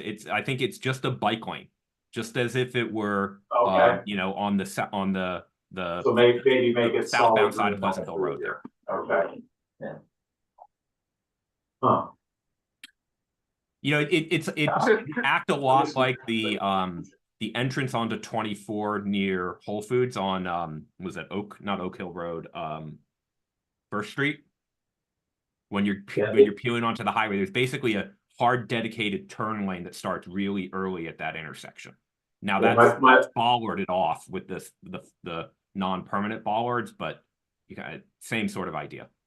Yeah, my only concern with it is it may create a confusing area where motorists basically need to get into the right turn lane to get on the freeway in advance of the intersection with, well, basically they need to get all the way over at Old Tunnel Road, prior to Old Tunnel Road, and then as they go through the intersection, get into that turn lane for the freeway. And I'm a little concerned with their ability to do that. I think you're going to create a good number of cars making a weaving movement through that solid green bike lane, because they're not going to get over in advance of, they're not going to be prepared to get over as they go through the intersection with Old Tunnel Road. If it's a hard curb, it's a hard curb. You can't get over it. Well, you just told me that you want it to just be a green bike lane there. That's not a hard curb. They can drive over that anywhere they want. Where you're, Okay, well, I'm going, excuse me, Mr. Rosenberg, I'm going to end this public comment section right here. Both your recommendations have been made part of the record. We'll take a look at those, and I think we need to move on right now. So thank you very much, Mr. Rosenberg. And do we have another person? You do. Okay, we're gonna go with Carol Singer. I'm gonna stop the screen share so I can show the timer. All right, Carol Singer, you can go ahead and unmute yourself. Yes, thank you for all the, can you hear me? Yes. Thank you for all the work you're doing. I'll be very quick. I know there was one letter written about the signs, and I have not counted. Matt said he had them on the map. Today I took a look at it. It took me 3 passes on Olympic Boulevard going east. There were 16 signs, okay, going through the roundabout and coming out. On Olympic Boulevard going west, there were 17 signs. Now I turned around, I did this 3 times because I couldn't really count. I couldn't keep my eyes up off the road long enough to count the signs without taking my eyes off the road. That was dangerous. So I had several different counts, but I came up with the 16 and 17. And you cannot drive along there and look at all those signs. It's very confusing. Most of the time when I drive it, I don't look at any of the signs because you are supposed to keep your eyes on the road. And it's often very congested, and I wouldn't want to take my eyes off the road. So I think you ought to just think of something about all these signs. I was counting everything, the name of the street, turn right, the speed limit, but you just can't look at all those signs, and I don't anymore. I just keep my eyes on the road. So I just wanted to make that remark. This intersection is getting so complicated. I've driven a lot of these in Europe. None of them I don't ever remember any of them being as complicated as this one has become and is still becoming. Okay, thank you for your work. Okay, thank you. Bye-bye. Thank you, Ms. Singer. Do we have anyone else? Nope. Is that it? Yeah, that's it. Okay, then I'll bring it back to the commission for discussion. Any further discussion, comments on this? And staff, we've made some comments and recommendations to you. Do we need to go through that with you, or have you been able to I think you report? need a concise list of things that you're actually recommending, because there have been a lot of discussion points, but I didn't get a sense as to whether you all agree that, well, the only one I think all of you probably agree on is the RRFB on the east leg Right. of the roundabout. All the other stuff, including the stuff I have on my drawing, I don't have a sense as if the entire commission is yay or nay on some of this stuff. Okay. I think there was some written comments to us earlier today, and a number of residents who reside on Stowe Lane, I believe, submitted comments asking if the 2 lanes could be preserved beyond Release Station Road. I hope I'm repeating this or relating this correctly. Beyond Release Station Road to allow one of those lanes, the right-hand lane, to be a dedicated right turn onto Release Station Road. Did you remember seeing those comments? Yes, I did. And there is a pretty big issue with doing that. So right now, what we have at Release Station Lane or Release Station Road is a very wide lane, because effectively in that location, you haven't started to pinch out the lane yet. That happens right after Release Station. So right before Release Station, you're just getting the big arrow that tells you the pinch out's coming. So you still have 20 plus feet. So 20.2 feet leading up to it. So it used to be 2 lanes.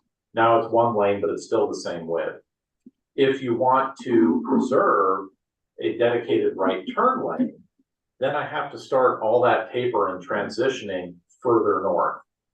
So in order to meet the design standards for this lane drop, that would push some of these lane transitions into the intersections that are north of Release Station. And generally speaking, you don't want to have lane drops or lane transitions through an intersection. Mm-hmm. That's not good design practice. And we can't shorten it up. I believe one of the people said, well, can't you just do all this lane changing between Release Station and I want to say it was Condit. Either Condit or Amino. Amino, I think it was Amino, yeah. There's not enough real estate. I don't have enough length to meet the design standards for a lane drop within that span. Okay, So but in effect, they do have that lane is still there. It just is striped as one big, really wide one. okay. Thank you. So maybe the best way for us to go in order to clearly communicate what recommendations to staff to take on to the city council would be just go one by one. And whatever we felt we recommended, you can identify that and we can agree that's a recommendation. And come up with that list that you need that way. So I'll begin, we'll just go down the row. Well, I'll begin with you, Carl. You have a recommendation that you want to As many as I would think, as many as he can manage. well, whatever they might be. Carl, what do you want to But I wanted with? to go back to the final comment that Aaron Rosenberg had about the configuration of the between Old Tunnel Road and the freeway entrance.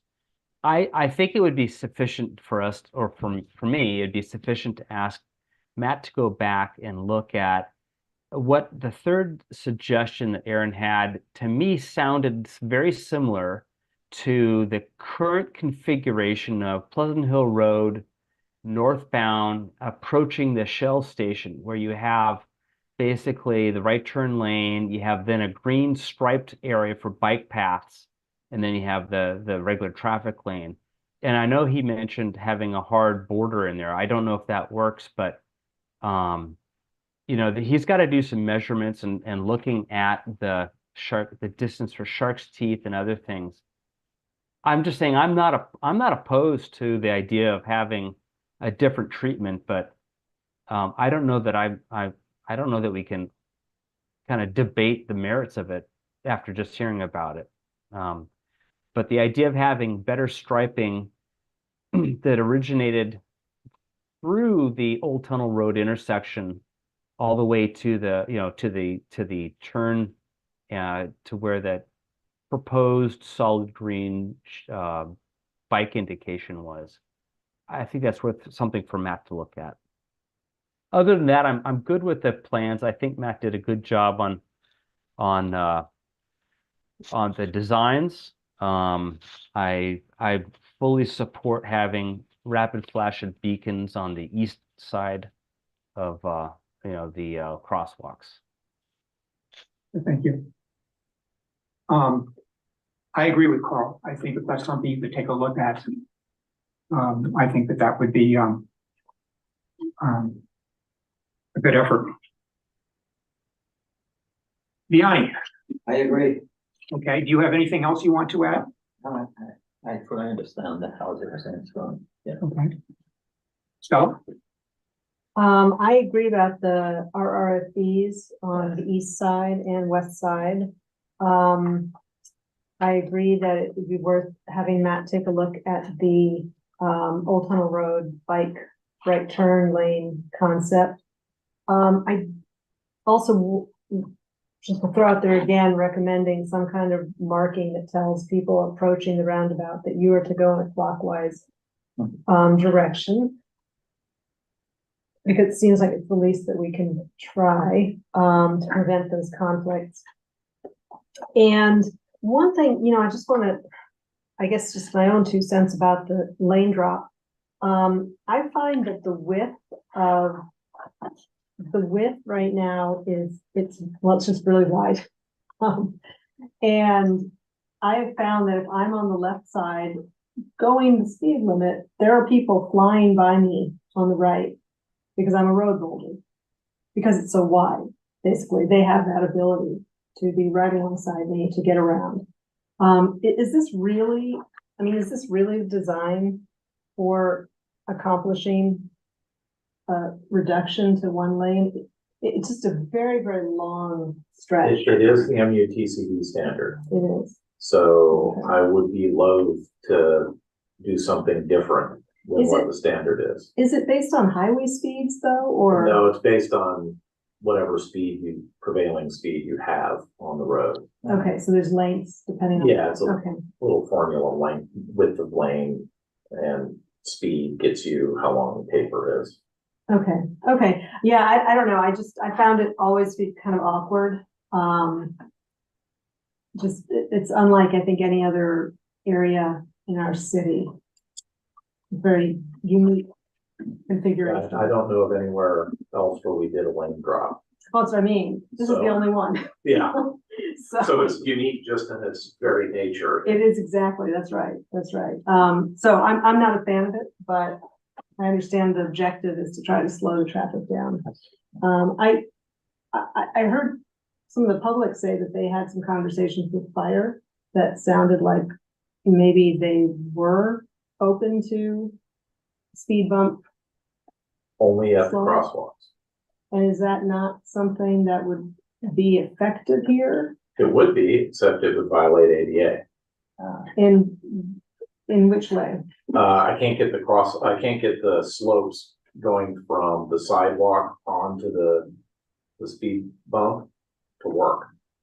Oh, you mean Especially, it's a raised crosswalk? yeah, especially because like the free right going from southbound Pleasant Hill Road onto westbound Olympic, it's super elevated going around that corner. So I already have fairly steep cross slopes on that lane. And if I build it higher, then I end up with a very steep ramp going. You end up in a situation where someone in a wheelchair comes out of the handicap ramp and immediately starts going up a very steep ramp while in the crosswalk. And that very steep ramp doesn't meet ADA, and it also kind of makes for a bad idea to put a really steep ramp in the middle of where you're trying to get out of car's way. Yeah. So you've already put yourself in harm's way, and now I made it steep so you can go real slow. Right, That's that's all in a raised crosswalk design. right. So what is the issue of putting a speed bump in advance of the crosswalk? Well, you're not supposed to put, there are standards for how close you should put a speed bump if it's in advance of a crosswalk. Mhm. So I don't remember those because we abandoned that idea a long time ago. But it created, I think we ended up with the idea of putting the speed bump at roughly where the last set of rumble strips were Mhm. before you got to the intersection. And that didn't meet the design standards for speed bumps, and it did not make the fire department happy either. Mhm. So we had a lose-lose on that one. They like it at the crosswalk for the obvious reason that, well, you're supposed to be slowing down at that point anyway. Mhm. So they didn't see that as being, degrading their response time because their equipment is already slowing down because you're right at the crosswalk or right at the roundabout. Mhm. So putting a bump there, that's okay. I'm already going slow. It's also not a bump, it's flatter, wider. A raised. Is it Oh, raised yeah, a raised crosswalk? crosswalk is wider Yeah, than right. the quote unquote speed bump. Mhm. Okay. Stella? Gwen? Yeah, or I'd like to see you go after some of those signs. I fall into that category. Is it possible that you could put two signs on one post or something? I did everything I can to get rid of signs, and I know that every single sign out there is near and dear to somebody's heart. If you would like, I'm more than happy to print out a full-size set of plans for you so that you can see every sign, and you can tell me which ones you hate. No, but you can't double up on your signs a little bit then? No, there are a lot of signs out there that are not regulatory, but people have decided they really like them. So this way to Rossmore, this way to the community center, bicycles may use pathway, arguably speed limit signs that close to the roundabout, maybe you don't need those. The little sign that tells you 25 miles an hour through the roundabout, that's just a warning sign, it's not regulatory. So you could get rid of a lot of signs, but every one of those signs was put out there because somebody said, this is really important that we put this sign out there for safety reasons or conveying information. I'm game for getting rid of them. I just know that any one of them that I touch, someone's gonna tar and feather me and run me out of town for removing their favorite sign. Okay, anyway, then, some of Aaron Rosenberg's suggestions I thought were good. Particularly, straightening out the ones that would delay, the, project considerably. So that Again, So the chicane, What? the chicane, Yes, yes. yes, Mhm. okay. I can't hear you. The chicane, Oh, that, he made several suggestions for, That's the one he was, I think you're Yeah. referring to. Yeah. okay, yeah. I thought that was a good one, and I thought it was well worth the wait, well, that's a major project. Thank you. Matt, and Greg. I agree with what's been said on the signs.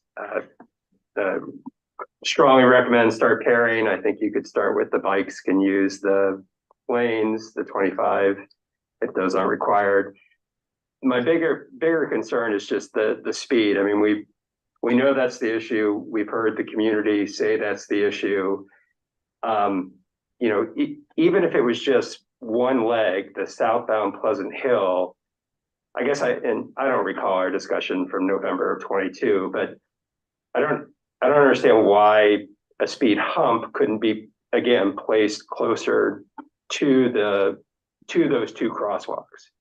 Or just, you know, that would obviously slow the traffic. If not that, you know, could we further thin the lanes? I mean, anything to slow the traffic from southbound Pleasant Hill, I think we need to look at. the rest Yeah. of you, Well, no, but I guess why, again, explain to me why a speed hump couldn't be close, right prior to the crosswalk. because it doesn't meet design standards.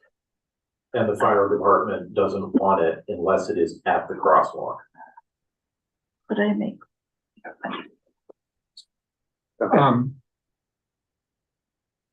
Aside from speed hump, is there anything that we can do in order to address concerns about speed, or have we done everything?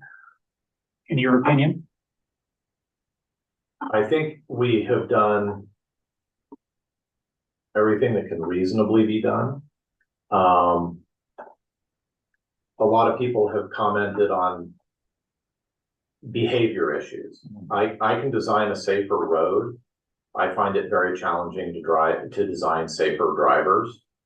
And I think the problem we're having is that people simply do not want to drive slower through this area.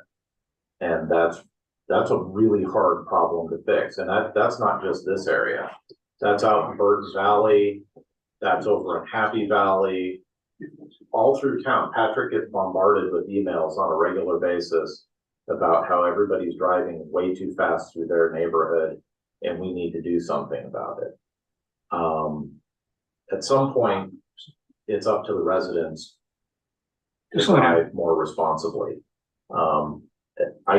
I could make this a really horrible street to drive so that you would have to go 25 miles an hour for the whole length of it. We could do chicanes all down the road, make it really windy. But I think most of the residents would come completely unglued if we did that, because you would get significant traffic delays if we went to that extreme. I think this design represents a good step towards trying to slow people down. I know Patrick is working on getting the speed limit changed on Pleasant Hill Road to 35 miles an hour. Now, again, that's just changing a sign to say 35 miles an hour. That doesn't change people's behavior necessarily. So that's the second part of the equation, and I'm looking forward to seeing what happens if that really changes people's behavior. So short answer, I think this is a very good step in the right direction and to slowing people down. Yeah, I remember, because I was part of the dialogue, the discussion when the roundabout was being designed a few years ago. And I remember at the time, there was a lot of concerns on the part of residents that it would be worse than the stop sign, the four-way stop that was there before. People would be confused by it, would really slow things down to the point of being an obstruction to the smooth flow of traffic going through that intersection. But I think people got used to it. And from my own experience, I think that both as a car driver and also as a bicyclist that goes through that intersection, the speeds are manageable. And occasionally you'll find somebody that does both through there, but the speeds seem to be slow enough that it's safe to transit that area, whether you're in a car, on a bicycle, or even as a pedestrian. I believe, we could go on and just continue to tweak this thing to death. I think what we have right now is a good design. Maybe not perfect, but a good design. And I personally, as a member of this commission, I have no additional things to add to your list. I think that we've covered what's important, and I think it's ready to forward to the city council. So unless anyone else here disagrees with me or wants to. I have one additional comment. Okay, Carl. This is for Matt and Patrick, knowing that this is going to go to, city council again, right? So I think the question one of the residents had expressed was the actual speeds through the roundabout, or maybe I'd misinterpreted. I personally agree that the speed on the southbound Pleasant Hill Road is still a concern, and I would welcome re-examining a speed bump as a mechanism for slowing speeds down. And I understand what Matt says, that there's resistance from the fire department. I think that could be re-examined with cuts in the speed bumps. I think that's something worth doing, but I don't know whether there's any speed measurements that were done of the traffic in the speed in the circle itself. Seems to me you can't go that fast in a circle. So it's a matter of when people slowing, they have to slow down, and they're going to go through the circle portion at a. Am I making sense? Is there any evidence that the speeds within the circle are faster? I wouldn't think so. Since we did not do speed surveys directly in the circle, I can't speak with any authority as to what the actual speed in the circle is. Yeah. I think depending on the individual and the car, you could conceivably move through it at a pretty good clip. I would be hard pressed to believe that you're going 50 through the circle. Maybe if you're driving a Lamborghini, you might be able to achieve that, but I think most people are going to be going slower than that. Are you going as slow as the 15 miles per hour that the warning signs suggest you should go? That's debatable. But we certainly could do a speed survey on what the speeds within the roundabout are as a data point next time we're doing speed studies somewhere. I don't think it's really important. I don't mean to cut you off, Matt, but I don't think it's really that big of a, for me, that's not the issue. The issue is really the speed approaching the circle. And so I don't want to delay this much longer. I think that Bart is correct. I think the designs that we're currently at are really pretty solid. I think that we can make some enhancements, as we've discussed tonight. Things that both Aaron had and the other commissioners had said. And I support, forwarding this to the city council. It would be great for you to look into a few things like speed bumps. I would say that rumble strips may be better than speed bumps. Okay. I would support measuring the speeds within the roundabout at some point. Add it to your speed collection program, because it would be useful to know. Maybe they're shockingly high, and we do need to look at more measures. But I know I can go through it. We certainly could do that as after the project is done, assuming we build it. So after it's all done, do a speed survey to find out what the speeds are with this final configuration, simply as a data point. I think we could probably do that. Before you make the changes or after? After. I was gonna say something else, is that, it's not so much the speed, but some drivers will muscle themselves through the roundabout, trying to, create the fear in the other drivers, which I've seen cycling, you're coming in, and you're in the circle, and there'll be cars that will come down quite fast. Like you start to wonder whether they're gonna have enough time to stop, and I think they're trying to muscle themselves. That's pretty, I think it's pretty simple. Yeah. So to be clear, Matt and Patrick, I think I've heard three commissioners, Carl, Stella, and Greg, who have asked staff to take a closer look at speed humps or some other method to slow traffic coming south on Pleasant Hill Road. So, we've heard your response clearly on a number of occasions, but I think that needs to be added to the list. The response is likely to be exactly the same as I've already given. Okay.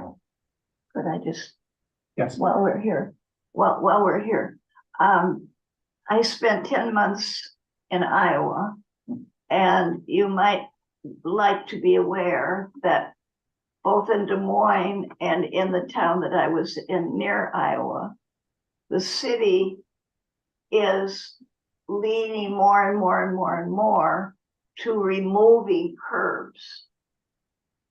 They're using paint lines or stained cement and flatten it. I don't know how they're doing it, but anyway, they're getting rid of their curbs, but because they can be really dangerous, just so you know. Probably easier for snow removal. Too. Huh? Probably easier for snow removal. They what? Probably easier for snow removal. Oh, that might be, I don't know, but that's what they're doing. They're getting rid of the curbs. Right. What they say is that people fall on them. Okay, so I think that They we've fall given, off or they trip over. I think that we've given staff recommendations on that item. Is there anything else you need from us? If I could, I would like to summarize my notes as to what you're recommending, because I don't want to get through all this. Please do. So RFB. Excuse me. RFB on the east leg, supported. Go put that in. All the changes, other changes, the yield, the Shark's Key, the laddered crosswalks, the shortening of the dashed bike lanes, the green elephant footprints. You like all of those. Would like us to look at the bike lane at the intersection with Mount Diablo and the free right turn onto the freeway. To see if we can extend that and push the right turn up against the curb. I think I got that more or less explained. Yes. Would like to look at what I would call the fancy roundabout legends, where you have the line that goes up around a circle and tells you you want to go right. Stella, I'll show you my little doodle so we're making an example. Oh, perfect. Yeah. So that we're on the same page. One thing we didn't necessarily get an answer on is the through right legend in advance of the merge on southbound Pleasant Hill Road. I think Stella and I have the same amount of apprehension, I guess, about it, that it could be more confusing than not. So do the rest of you have a feeling about that particular legend? My takeaway from the dialogue that you guys had was that it may initially cause some confusion, but people will eventually figure it out. I always think about people who are not from the area, and that our roads have to be designed to be as foolproof as possible for the delivery drivers or just the service workers who are coming through, who aren't making this happen. I agree. And that's why that legend made me kind of go, "Argh." Yeah. But you could still progress and you could still make a right turn in the traffic circle, which is not desirable, obviously, but as you said, it's so against the not law. having that legend is more normal than having it. Yeah. So I mean, it's almost like another sign, but I don't want Well, to. that's just it. I don't want to, yeah. It says that way to. Again, we're, oh, crud, which way do you go? So typically in this circumstance, I would err on the side of don't put the legend in. And then if we find, wow, we still really have a problem, Then add it. you can put the legend in. Taking a legend out is a whole lot harder than putting one in. Yeah. Yeah, So, okay, I would say, So- yeah, don't do, delete that, do, yeah. right, okay. Look at the chicane idea. Yeah. To see if there is a fatal flaw in that scheme. When I take that to the city council, if there's a fatal flaw, I'll tell them, and then it'll just go away. If there isn't, then it would delay this project. So city council would need to, Is that like a Kimley Horn question? that undoubtedly, I would need to talk to Kimley Horn or someone who specializes in traffic engineering, because I can mock it up as best I can with design standards and stuff and see if there's a problem. But going beyond that, I'd want someone to do a reality check. At this point, I'm not in favor of that. I mean, you can take it to the city council if you want and investigate it. But I think I appreciate it. It's an interesting idea. I just wish it had been made, suggested to the city, a long time ago, so it could be considered along with what we're considering right now, so. So as a group, is that the consensus, or is the consensus pursue the chicane for presentation to the city council? I'm in favor of researching it, Yeah. to at least be able to tell them this is a suggestion from the public. This is a preliminary review. I like that, I like Think it that. should go to the city council. Well, since we're doing Well, it, just I think research we it. just rush through it. And if they say, well, no, that's such a good idea that we think that might be something that we really should do now and delay the whole project, rather than implementing what we've got and looking at the chicane later. I agree with that one. Okay. Would like more clarity on speed humps prior to roundabout crosswalks. So I'll go get the design standards and clarify things with the fire department, although they've been very What clear. about rumbles? Rumble strips are already going back. The rumble strips that you like, the little dots in the road, those are already being reinstalled. Oh, Oh, okay. are they really? Yeah. They're so noisy. That's the idea. You think they're noisy, a speed bump's worse. I don't like speed bumps either. Okay, Well, so that was that one, and then as a side, not necessarily going to city council, is collect speed data after we're all done, just to have a data point. Did I capture the essence of your desires? I think so. Yeah. I think so. Excellent. Well done, thank you. So I'm gonna bring this item to close and move on to item number 8, which is commissioner and staff updates. don't we have to vote on this? I'm sorry? No, we have something to vote on. No? No motion. Thank you for coming. Thank you. And thanks for all your hard work, Matt. Yeah, thank you, Matt. So do we have any oral reports from commissioners? No? What did you say? Any oral reports from commissioners? No, all right. Staff reports? I don't have any, no. Okay, great. Well, again, thank you, Matt, for the presentation and the responses you provided to us. Did you have something, Carol? I have a question. I just Are we wanted gonna to do ask, this? Hold on. Vianney, go ahead. Are we gonna get a 7th commissioner? Patrick? Well, we need an application for a 7th commissioner. Got any recommendations? No, I thought there was something out there that we're looking for. I think Joanne is constantly advertising. Okay, Yes. and my neighbor doesn't wanna join. Lynn, oh, I just wanted to ask Patrick, how do you pronounce your last name? Golier, You do say Golier, not Golier. correct. Golier. We're not in France here. More people say Golier than Golier, but. Yeah. Golier. Thank you. you're not wrong if you say Golier, but Golier is, You like Goliath? I don't what you go by. As long as people call me to dinner, they can. Whatever name they want. I Okay. think they should be just calling you sir. Oh, that sounds like I'm in trouble, though. No. Carl, do you have anything for us? No, thanks. Okay, great, thank you. All right, well then, with nothing more to discuss, I'm going to adjourn this meeting. It is 9:14. So thank you very much. No, thank you. Very interesting. Thanks, everybody.